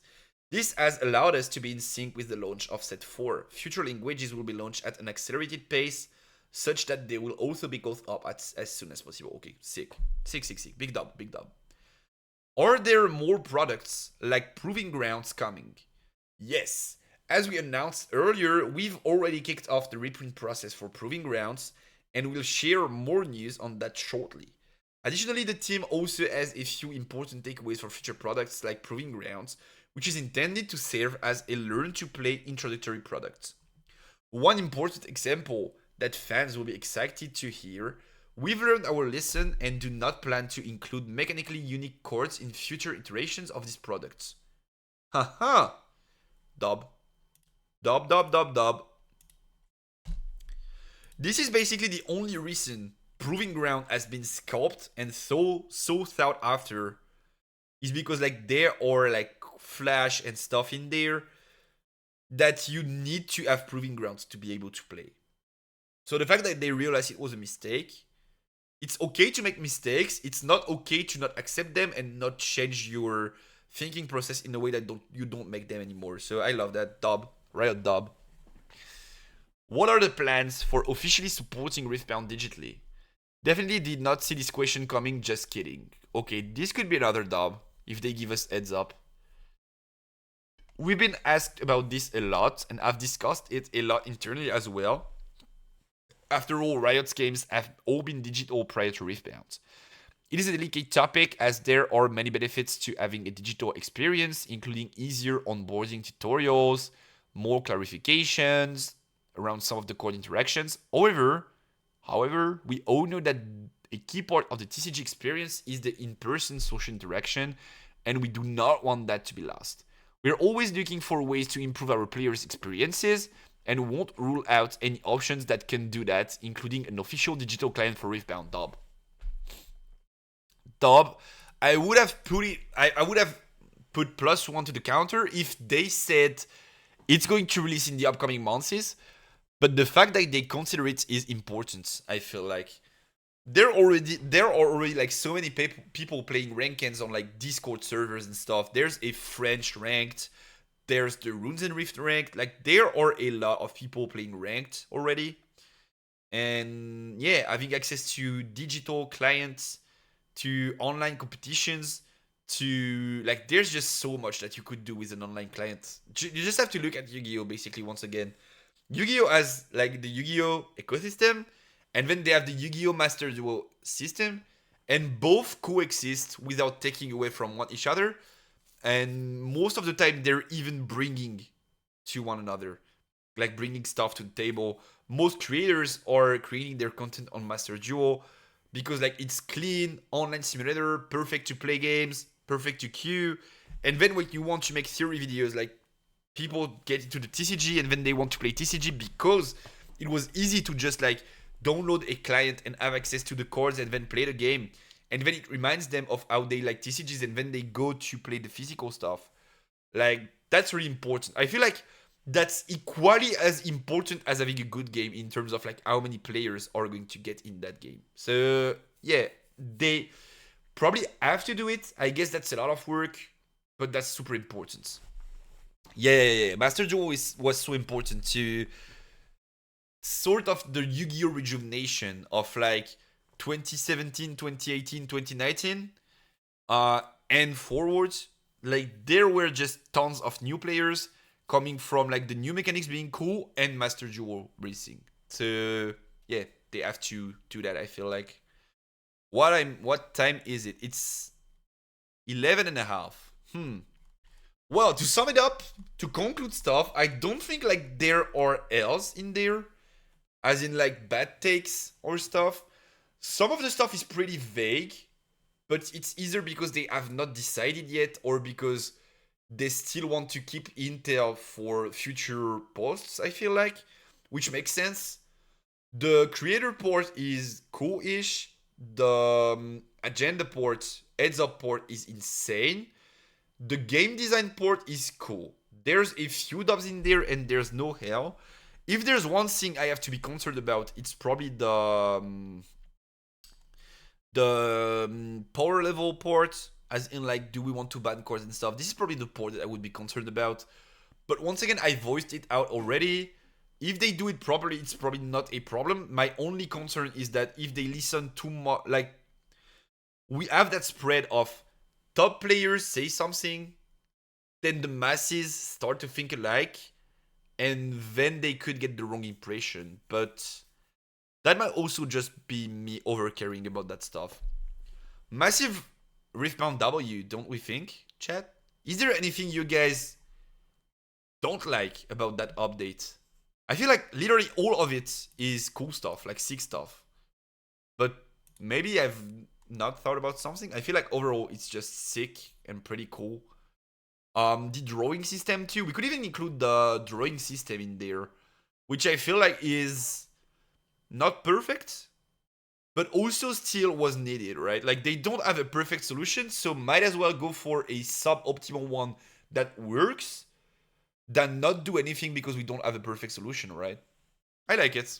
I like it. It's not perfect. You could get unlucky 3 sets in a row, but at least you have a fair chance of getting your hands on products compared to fighting against bots that are like way faster than a trained human could ever be. So I don't hate it.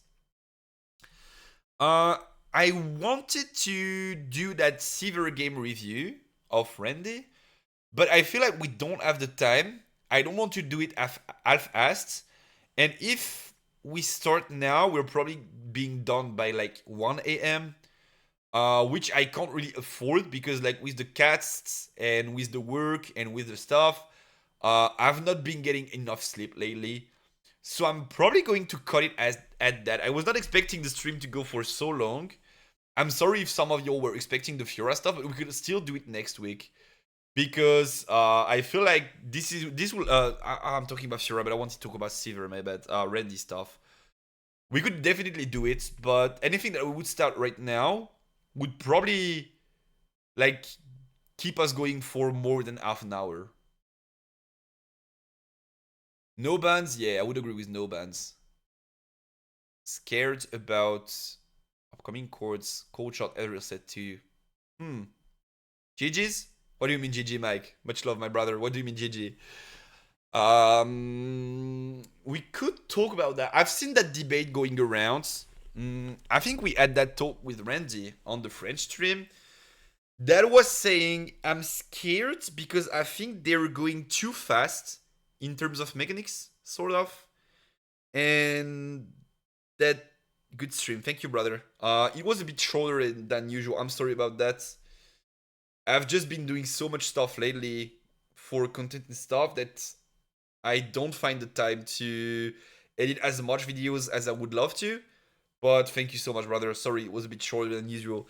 To get back on that topic of like them releasing too fast of new mechanics and stuff, I don't hate it. I think people tend to forget that we have rotations announced still, and so right now we have to hold on up until set 8, but when set 9 releases, we lose set 1 to 4. So they can basically go hard on mechanics because every year or so we're losing 4 sets. So it's fine to go fast, I feel like. Also, I think from a competitive perspective, the game being fast at improving how complex it is in terms of strategies is good. And purple, that was one of the weaker colors in set 1. I think purple was the weaker color in set 1 of them all. Now feels like the best. But next set, we could very well have like broken green chords. Green does not feel super good right now. We could have like broken green chords, and then green becomes the better color, and then we have rotation. I feel like as long as we don't make each and every color a pizza of every potential keyword and stuff in the Tarnation, it's good. Like purple right now is play with the trash, dig your deck, and what? Refound costs and battle tricks, sort of. If we keep it at that, I'm fine with that. I'm like super fine with that. If we start to like put combat tricks as in like buff might buffers in purple, and then we try to add what like more counters to purple than Art Bargain, and then we try to add I don't know like kill spells to purple, then we have a problem, right? Like if a color starts doing everything, we have a problem. But as long as the colors keep their identity, I don't think power level is a problem. Also, something that I did talk about quite a few times already, but not sure if it was on this stream or on the French one. Um, Consistency is the best mechanic to try power level stuff because consistency is just going to be as good as the cards surrounding it are. And purple is the perfect example. Purple was shit in set 1 because it was not consistent, but it already had the rebukes, it already had the phytoflights, like the cards that people consider to be a problem right now. Like purple already had all of these cards. And like that's what consistency does. It's like it was not consistent enough, it was too reliant on luck, sort of. And then you bring in consistency and it becomes good. But the tools were already here. And if Phytoflight and Rebuke were bad cards, Cold Shot, Ezreal, and blah blah blah would not work because you don't have good cards to surround the consistency. So I don't feel too bad about the broken tools, sort of, in the formats being consistency tools. The first thing is because of that. And then the second thing is, if consistency is the broken thing in the formats, most of the time competitively it's good because then it means at top level, players are always going, or pretty much always going to find their answers, their tools, their solutions. And so we're going to have full-on matches instead of like one player playing Mastery and like only drawing into Dead Bloom and no ramp and just losing the game on the spot. Whereas like right now, people are getting sick and tired of the Draven Mirror, but I'm way more hyped about the Draven Mirror than I've ever been about the Mastery Mirror. Because I feel like the Draven Mirror is super skilled, and since you play so much consistency, there's room for like wacky one-offs, two-offs that are in your deck, and when you need them, you see them. And so not only does that bring like technical stuff to the table, but that also brings deck building to another level. So I feel like consistency is the better mechanic to break if you have to break one. Now the problem is if only one of the colors has access to consistency, but that's something that I'm not afraid of because it's pretty easy to fix. Like you just release like one or two good draw power records for each and every color, and then like we don't have a consistency problem anymore, right? And everything is even across the board, I feel like. So I'm not too scared about that. I would not be too scared about that. Any time for a pre-rift sealed build. What do you mean, Mike? What do you mean? Mostly waiting to see how limited mostly draft will be. Yeah, that's interesting too. That's definitely interesting. You can get a pool here. What's that about? Riftbound in one place, discover rules, decks, cards, and more. Users, cards, blah blah blah. How do we do? Rifty app simulator. Okay. What's the thing? Spirit Forged pre-rift. 25 cards. You can use runes from 3 domains, legend and champion. Unit are optional. So this is my pool. That's your sealed pool. And I have to build a deck out of it? Wait, I have a shit ton of cards, no? And I have to build a 25 cards deck? What are the rules? What do you mean champion is optional? If I don't have a champion, what do I do? Do I just start with a like negative thing? I should just put a champion in there, no? Anyway. Draw one more? Turn one? Okay. Champion is probably better regardless than random ass shit. Okay, so the thing you want me to do is try and build a deck with that to share the thinking process and stuff. I would need to know more about the rules. Oh shit, battlefields, double Vade Temple, yeah? We could do that. It should not be too long. And that would feel for the half an hour left that we have on the stream, so we don't get early. What do you think? I could do that. If I press this, does this... yeah, it changes the pool. Okay. Changes the pool. Can use runes from 3 domains. Okay, so we have to see what we pull in each and every domain, and then... okay, I see it, I see it. Okay, so let's refresh a few times so I don't... battlefields can be void. Flip them backwards as blanks. Okay, okay, okay, okay. Good to know. Anything else I need to know? Let me pull up the rules. Let me pull up the rules. Can I zoom in? I can. Great. And then let me pull up the rules somewhere. Let me get that W counter out of the way. And let me pull up the rules somewhere. In blue, it shows which starter pack you got. How do I know about that? It's like blended in the things, or I have to click somewhere to show it? You can choose 3 colors, but if you put a legend or champion, they have to be in these 3 colors. Okay, and if I don't put a legend, what happens? If I don't play a legend, what happens? On top of your pool, it's highlighted blue. Yes, so it means that in the green colors, I have some cards coming from Grandmaster, and then same in orange, right? That's what it means, right? Okay, so let me update the stream title.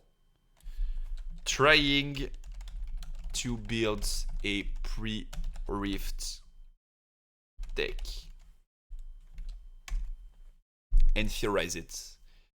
Any amount of copies of one card, do not care about a playset being 3 as in constructed. Okay, okay. And what happens if I don't have a legend? Do I draw one more too? So if I don't run a legend and a champion, do I draw 2 more start of the game? Just 1 max? What do you mean 1 max? I can only play 1 copy of each card? I can't play like 2 offs. Like I have 2 assailants. I can't play 2 offs. Wait.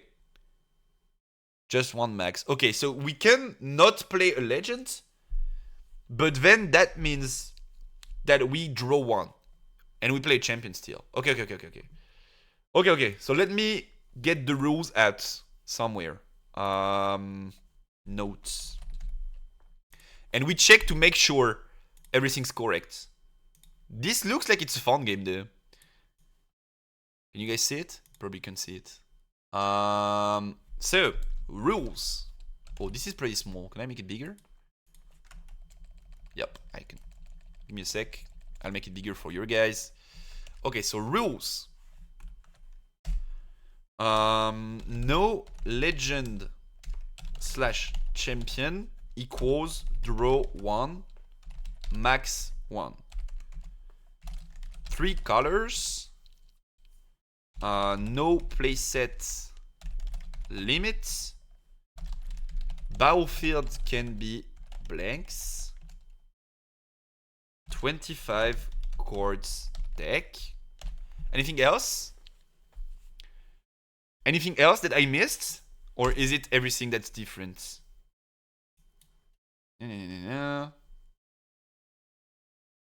Runes 12, battlefields. And wait. Do I have like infinite runes? Can I go like 12 yellow if I want to? Or do I have to pull them? Yeah, I can go infinite. Right? So I have to calculate power cost. So I can go like 4 furies and then like 3 green and then like rest of it is blue, right? Like I have to do the math, right? Okay, I don't hate it. That feels interesting. More interesting and technical than I would have expected. Alright, so these are the rules. Do we crop them somewhere? Do I crop them somewhere? Give me a sec. I'll try to add them on top of me. Or on top of chat. Let's add them on top of chat. Window, cap, rules. Rules. Not bad. Okay-ish. Plonk. Plonk. Plonk. And then I'll put it on top of you, chat. Cool. Not perfect, but cool. And now, plop, perfect. We can have a side of all of the other cards. Okay, champion does not have to match legends. And if you have a signature spell, we don't have to have the matching legend to play it. Okay. So, random number. Let's pick a number in between 1 and 5 for how many times I refresh before we get the deck. 4. Okay. 1, 2, 3, 4. Irelia? Irelia is easy to cut, to be fair. Porous? Wait. We have line up there. Okay, I have to think about my thinking process going into this. Irelia, I feel like Irelia is a cut already. It's very unlikely that we get enough spells to trigger it properly. We have Feral Strength, but... What's the Irelia that we run? Do we run purple or do we have green? It's only purple. I think Irelia Legend is bait. Can be any champion. You need not only champions that have an existing legend. Okay, good to know. Thank you, Flash. We have Sunken? If we had green Irelia, this would have been broken. Oh, we have Jax too. Okay. We have Jax and Irelia. Can we put the cords somewhere? Can I put the cords, like... Can I do this? What happens if I do this? Where do they go? Where is Irelia gone now? We killed Irelia? We killed Irelia, chat. Irelia where? Irelia where? We killed it. Oh no, problems. Okay, let's refresh one more time, no? Because we killed Irelia, I feel like, by clicking twice. Or maybe I'm Dumbo, but I think we killed it. If I... Oh no, it's here. It's okay, we saved it. Okay. So we'll have to check spells, but this is probably bait, and we'll have to check epics, but Jax is probably bait too. Let's start by checking targeting stuff for Irelia. See if we want to run legend or not, because if we run a legend, that's probably going to dictate the way we want the deck to work. Does not target, and if any of this does not target. Blood Rush does target though, but we only have one copy. Angle Shot, if we play Jax, could be decent. This is probably not too bad in sealed format. I was about to say this is shit, but probably not too bad. This is good targeting. Poros, we're definitely running Poros. The good thing is we can run Poros in whichever legend we want to, so... this is not too bad. Not so fast, we definitely play not so fast, I feel like. Stella Trice. Ooh, shit. Triple Stella is sick too. Aphelios if you want to run Jax. Azir if you want to run Jax. Okay. So technically, let's put targeting in there. Technically, we have this. That's about targeting stuff. This too, but does not work if we play Irelia. This is just a good spell, but it's not about targeting.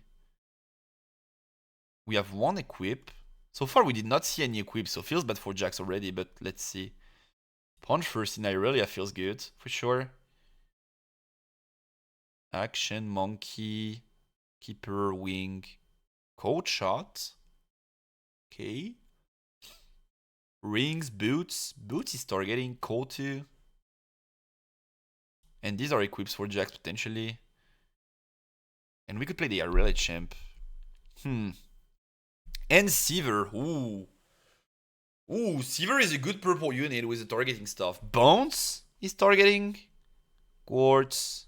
Dragonder. Yeah, yellow is shit for us. This pool is shit. This pool is our shit. Punch first Irelia OP. Yeah, Punch first Irelia feels good. So we have 6 targetings in our 25 cards. That might be enough to run Irelia though. That might be enough to run Irelia. So I feel like we have to consider running Irelia, but then, if we run Irelia, would it make sense to not run the champion? I mean, it's only spells though. So it would only work with Rush, Punch, Strength, and Boots. And not Boots and not Cold though. This is not a good unit in that list, I feel like. But I'm down to run the Legend. I feel like we have to abuse the extra draw. I feel like we have to abuse the extra draw. I would have loved not to run a Legend. I would have loved not to run a Legend and run a Champion instead, but I feel like this Champion is too bad. What else do we have in the Champion spot? We could play Siever. Could play Siever. Siever is not too bad in the Champion spot.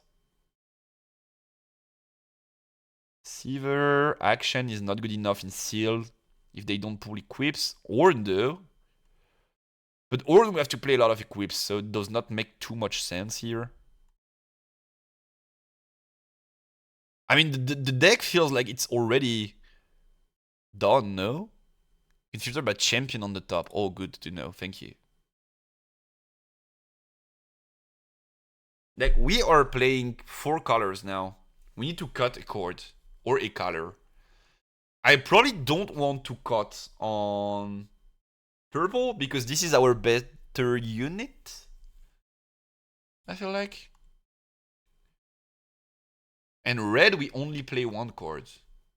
So is it worth it to play Irelia? I would tend to say it's not worth it to play Irelia in that scenario, and we just play Siever as a champion, and we just run that extra chord. Because the difference is that Legend is not a chord in end, like it's not straight up chord advantage, whereas running Siever as the champion is straight up chord advantage, because we still draw the extra chord, so we have 1 more chord to play with. So I love the idea of running Siever, I feel like, and not Irelia in the champion zone. And so then we are trying to pay power, but not too much to make this Siever viable. Blood Rush does not pay power, but Blood Rush is a good overall card. What do we have in red? Double ganking, we have ganking already, so it does not synergize way too well. Enter red is not so good. Bushwhack is decent, but we have Accelerate. Angle shots, if we don't play equips, is useless. Purge Worm, though, is pretty good. In Sealed, having access to Extra Life feels pretty good. But I think Siever is a given. This is the better champion by far. And then I feel like we have too many good green tools to not play green. So it's about cutting either orange or red. So far, let's cut red and orange, and we'll see after that. We're going for a green-purple build right now. This is cracked, drawing chords. What happens if we deck out, chat? What happens if we deck out? If I go to 0 chords in the deck, what happens? Is it a problem? Orange is good too, but if we only have punch first, like, this package in green is cracked. Like, 4 Poros, 3 Erders. This is infinite draw power. This is more than we need. Recycle deck and give a point to opponent. Okay, so we don't want to draw too much, but I feel like we still want them for the consistency though. How many chords? 12. Okay, we still have room in the deck. We could play Piercing too with the Blood Rush. So red, as strength is going its way. Not so fast, we definitely have to play it. Broken ass chord. So green, I feel like we already get the mandatory things. And then you guys said we can sideboard the rest of it. So we can sideboard like the Rake and the Entourage. Like, these are definitely good to sideboards. And then in purple, what do we have? Ring, but we have enough draw now, so we probably don't want to draw more. Cold Shot is pretty expensive, and once again, we have enough draw power. Maybe we could play the mono Cold Shot, but it's if we have like 24 good cards and we don't want to play another one. When I move to battlefield, you may pay a power to move a unit you control to the same battlefield. This is probably shit, right? I mean, we play Stella, though. We play Stella, so this has decent interactions. As in Stella... Nah, this is too slow. Because then we have to play Stella, then Fee. No, this is too slow. This is like 2 turns, 3 turns. This is too slow. Treasure is definitely in there, though. For sure. For sure. Borgain could be in there. I don't love it, but Borgain could be in there. Harpoon Squad is shit. Bingwen, Weapon Master, if we don't play equips, it's shit. Okay, so the problem is we don't have so many power costs, which is good news usually, but then we have to proc Sivir. Sivir could also accelerate herself though, which makes us pay 2 power straight up, and then have a 6 might accelerate unit. And we have the boots to equip and the coal to equip. So these are technically powers too. And then we have to pick a third color in between orange, red. What do we have in blue? This is shit, no? Yeah, in the build, this is probably shit. This is decent. This is shit, this is shit, this is shit. And this is shit. So if we play blue, it's wages and that's about it. If we play orange, Buru. Buru is not too bad.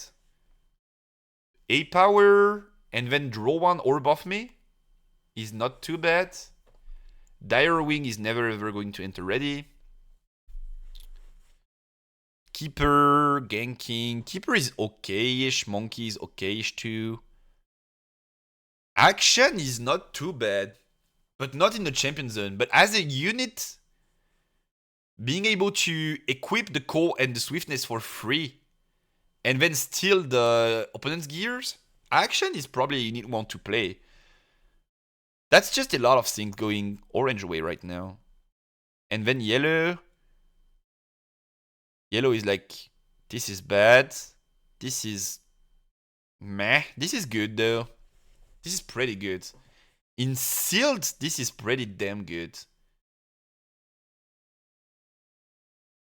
And this is fine because of the core, but if we don't see the core, this is bad, and this is decent. This is decent.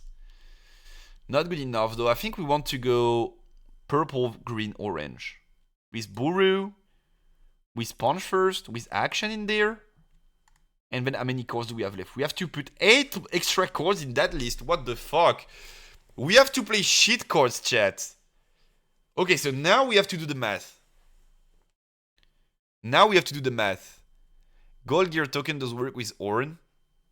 Yes, but we have to see the core. If we don't see the core, it's shit. Yeah, wages is good. Wages is good, I do agree, but we only have wages in blue. Now we have to do the math, chat. So we draw 6 turn 1 because we don't have a legend.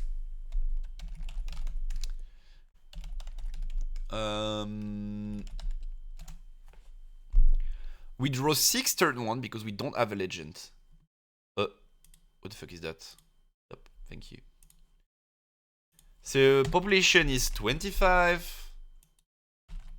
I'm going to draw 6. Is there a mulligan 2?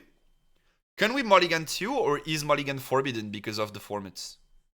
Do we have to consider mulligan, chat?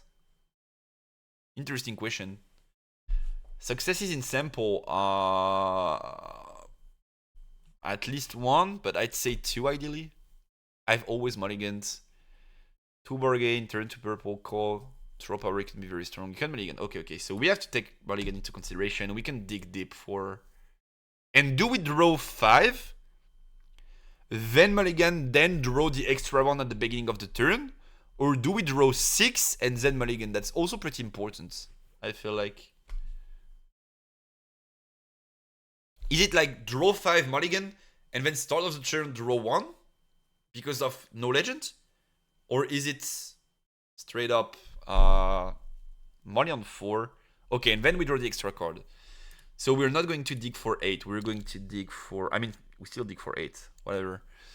So it's 4, then draw the 5th, then draw the 6th, plus the mulligan's 8. I kind of want to see several turn 1s in my hands. So right now we play 4 Lonely Poros, 1 Treasure. Do you have anything else that's decent? Windsinger is pretty decent. So let's say we play Singers. And then in green we don't have anything. And in orange We have the monkey technically if we want one more. So let's say we play these. What are our battlefields, by the way? We're going to look at, oh, triple sunken.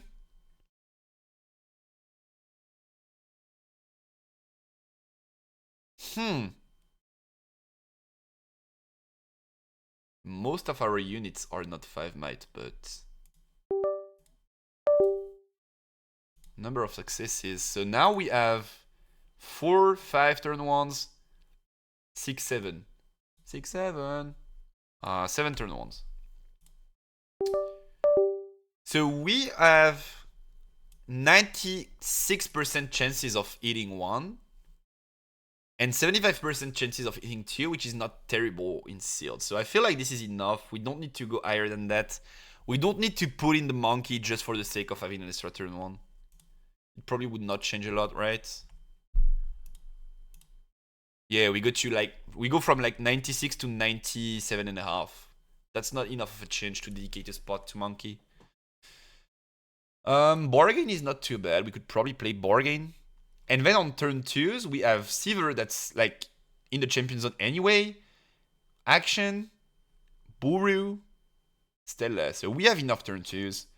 We probably need an ace or 2, but I feel like we did not pull them though. Like we would probably need a boss monster out there, but we did not pull them. Azier is not good enough. Something like Ornn-ish, but Ornn is not what we're looking for. Orange has pretty good ones, but we did not see them. We don't have dragons for this to work. Weapon Master is not like completely trash though, because we play the Core and the Swiftness. We don't have equips in there. Here to help is fun. I like yellow for top end. And removal? Yeah, that's a decent one, but it's slow though.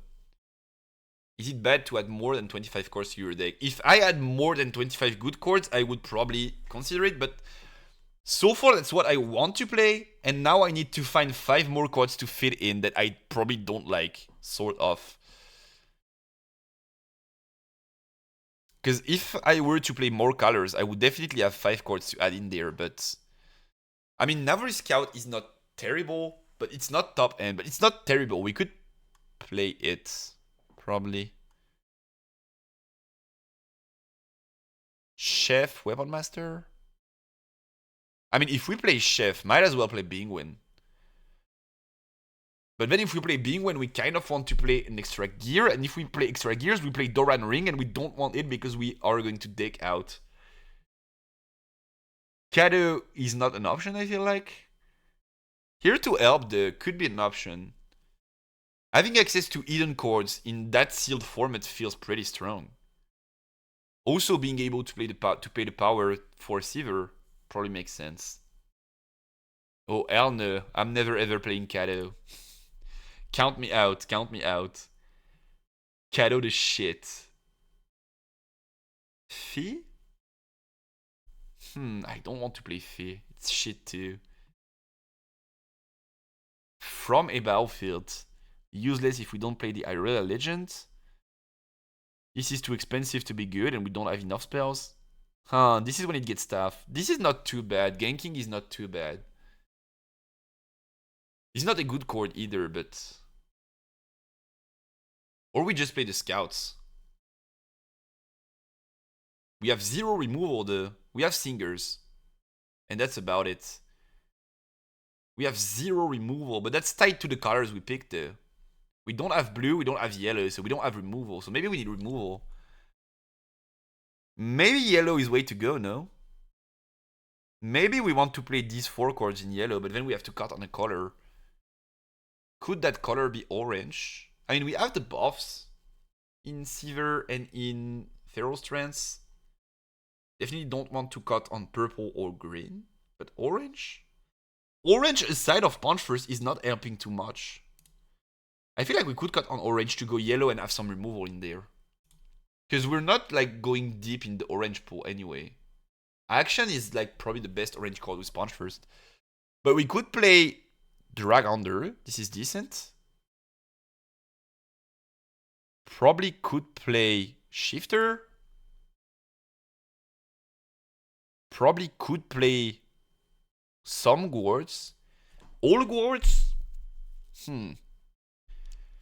Maybe not all. I mean, we want to play 2 Guards. No, we don't have a lot of accelerates and we have gears. So at some point, it might be important to accelerate if we don't play the Irelia Legend. Yeah, I think yellow is the way to go. And when we miss 4 cards, Punks are not too bad. Punks, if we see the call, they're pretty good. They're action-like. If we don't, it's a 3-3 unit. It's fine-ish. And then we have 2 more slots. I don't want to play Bones. This is shit. I kind of don't want to play Trove Golem. But Trove Golem is a good, decent boss monster though. But we are going to draw into it in the early game because of the draw power that we have.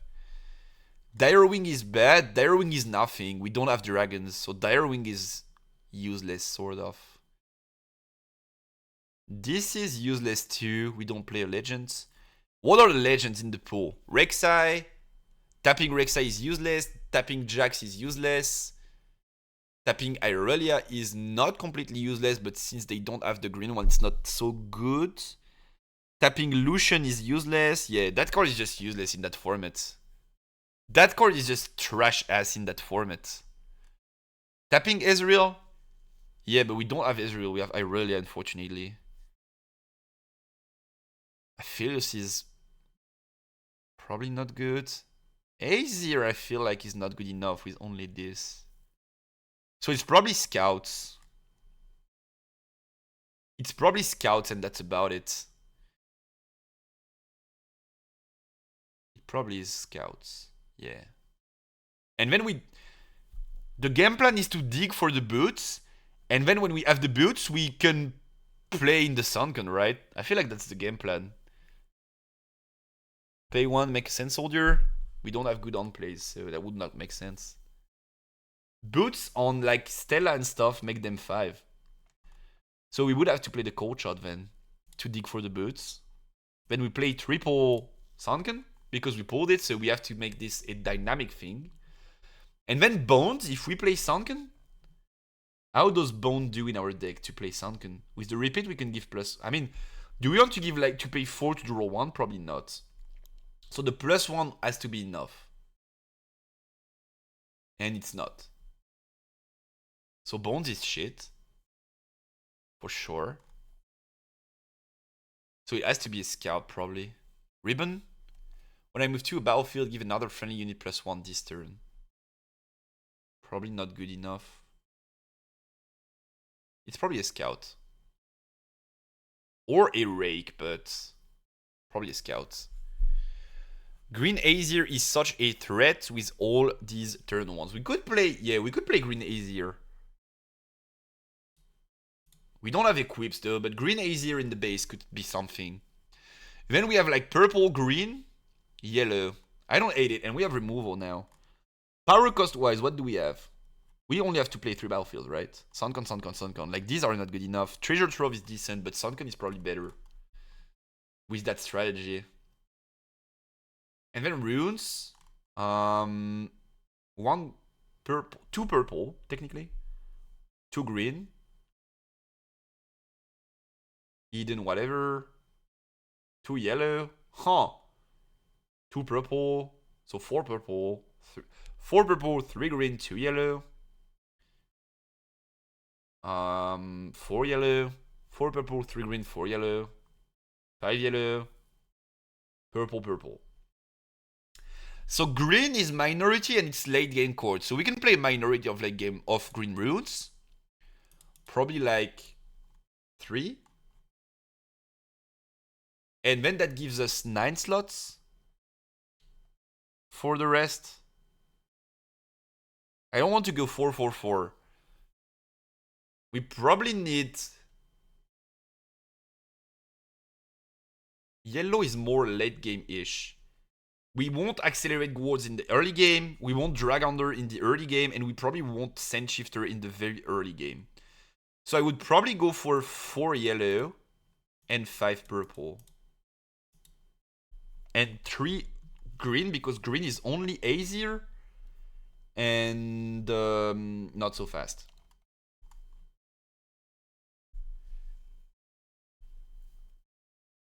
I think I've seen it written somewhere. I hope I did not dream it, but I guess it's always shop's rules anyway for that. There's a Yoni in the bundle? Interesting thing. And now can we have like testing ends and stuff? Chord types. Energy curve. Yeah, it's important to be on the 2-drop as much as possible. Power cost. Okay, we were right on the guesses. Oh, we were not though. What the fuck is 44% cob? 44% power.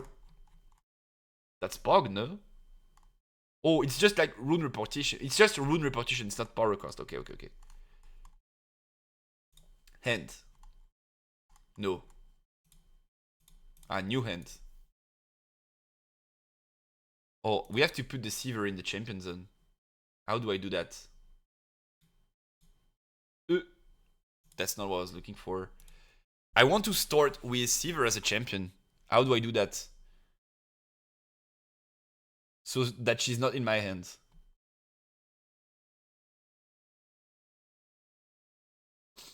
Not sure.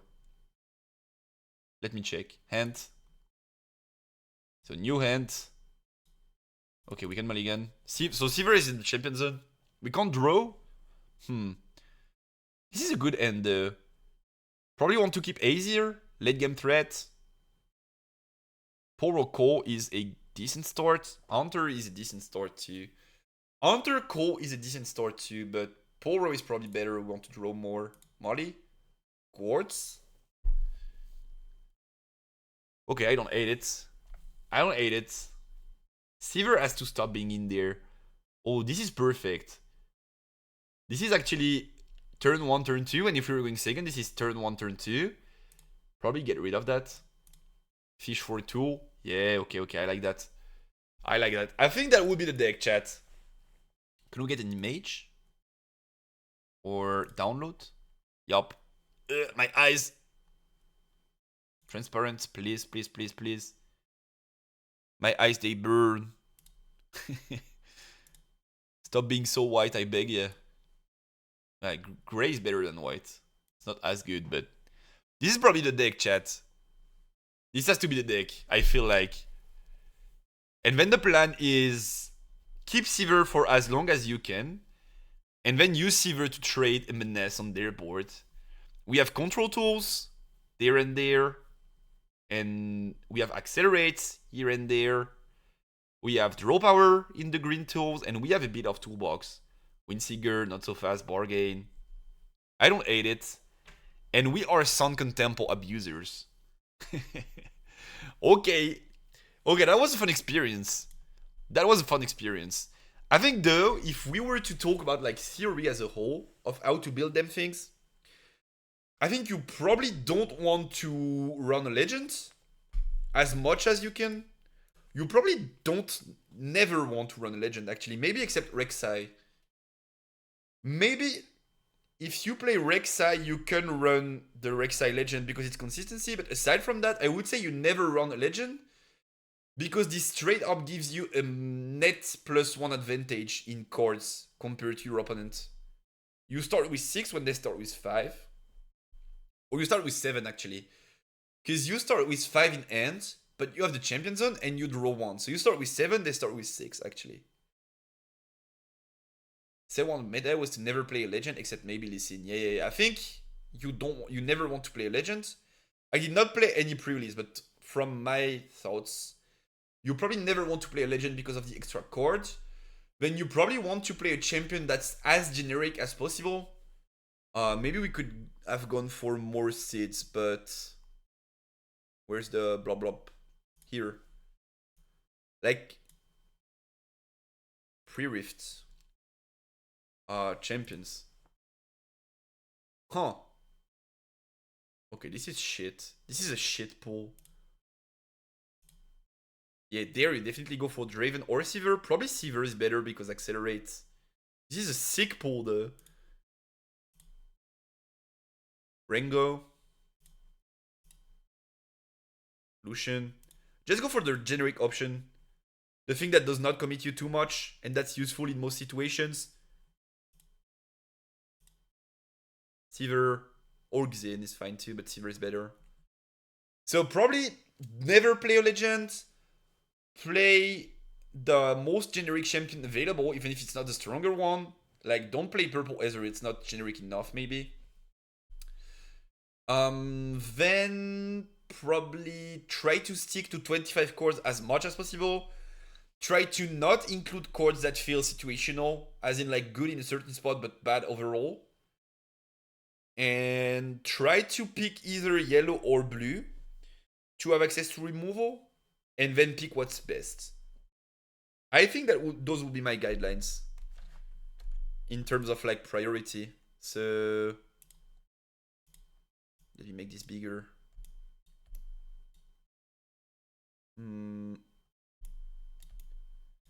It would probably be guidelines.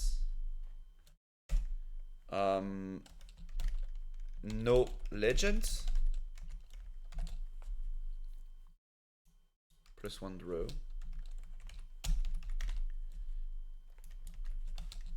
Generic champ. Lucian Seaver, Lucian, Draven, those kind of things. Try either yellow or blue equals removal.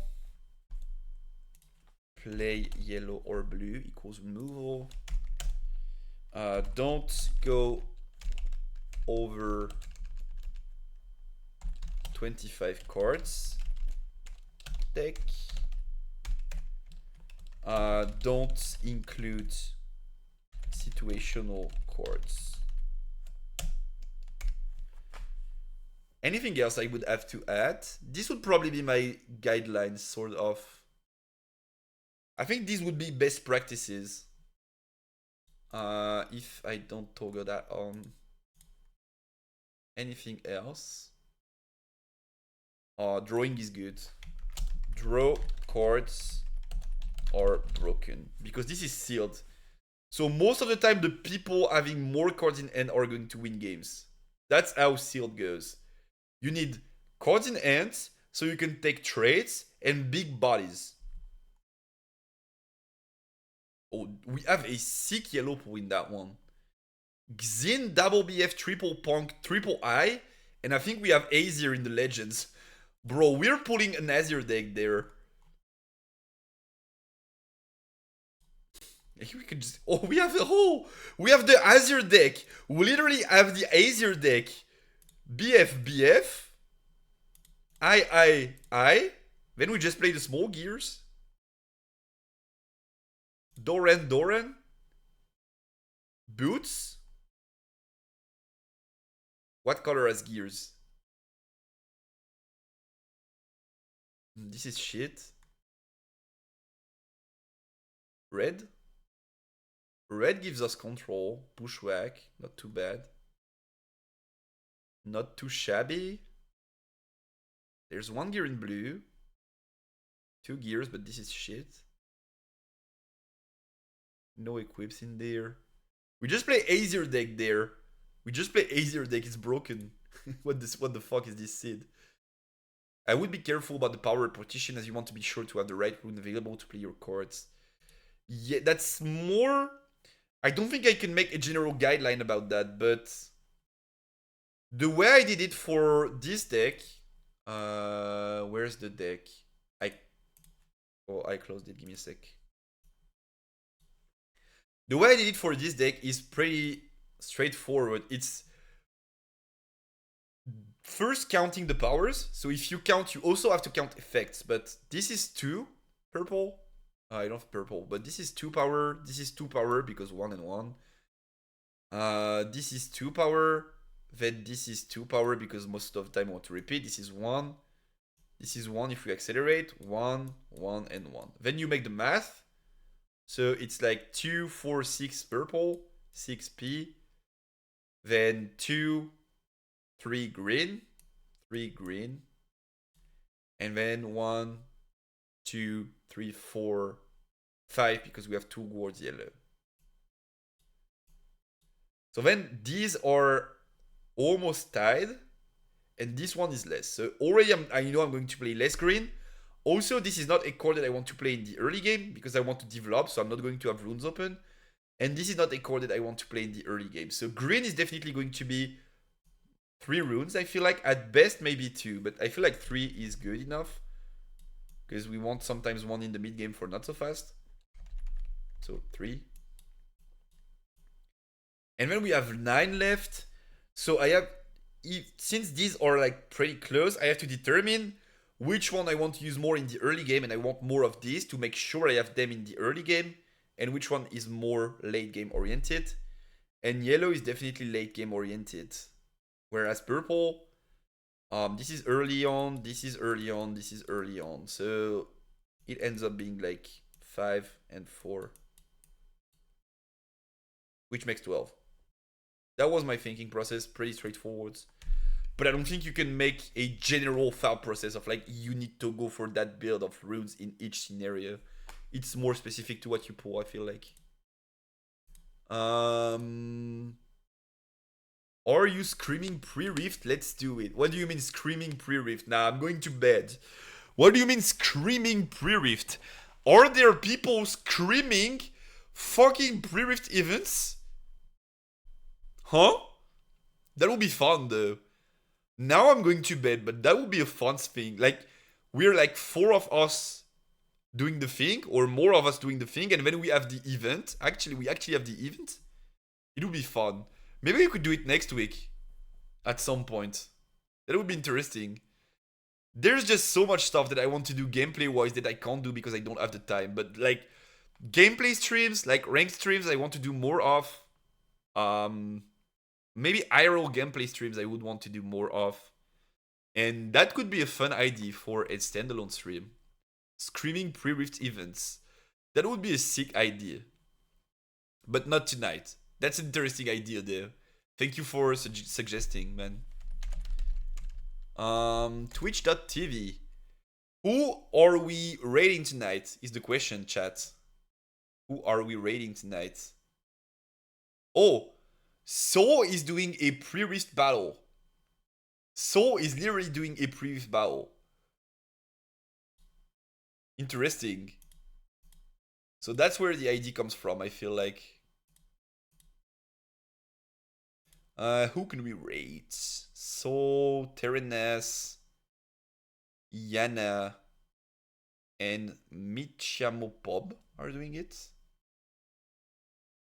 Furio is streaming, and King Louis is streaming too. But I think King Louis is streaming in Deutsch, no? I think King Louis is streaming in German. So let's just raid maybe Soul. And you guys can jump onto the pre-rift stuff. I'm doing screams tonight, pretty hyped. Pre-rift screams or just screams? Let's just raid Soul. Rift bounce. Prepping the raid. So you guys can join. I don't see you guys anymore though. Let me get back to here. Is the raid still going on? No, it's not, right? Or is it? No, it is. Okay, great. Why are you flaming Flash? Good night, Grotoast. Thank you, brother. Pre-rift. Okay, so people are really like screaming pre-rifts. It's interesting though. Is it that interesting to play them? Probably the interesting part is building the deck, right? And then the rest of it is just like on the fly, adapting to what you draw and stuff. Having friends over, we're doing it in person. Oh, sick. Teaching 4 new players the game. You are the man. You are the man they need.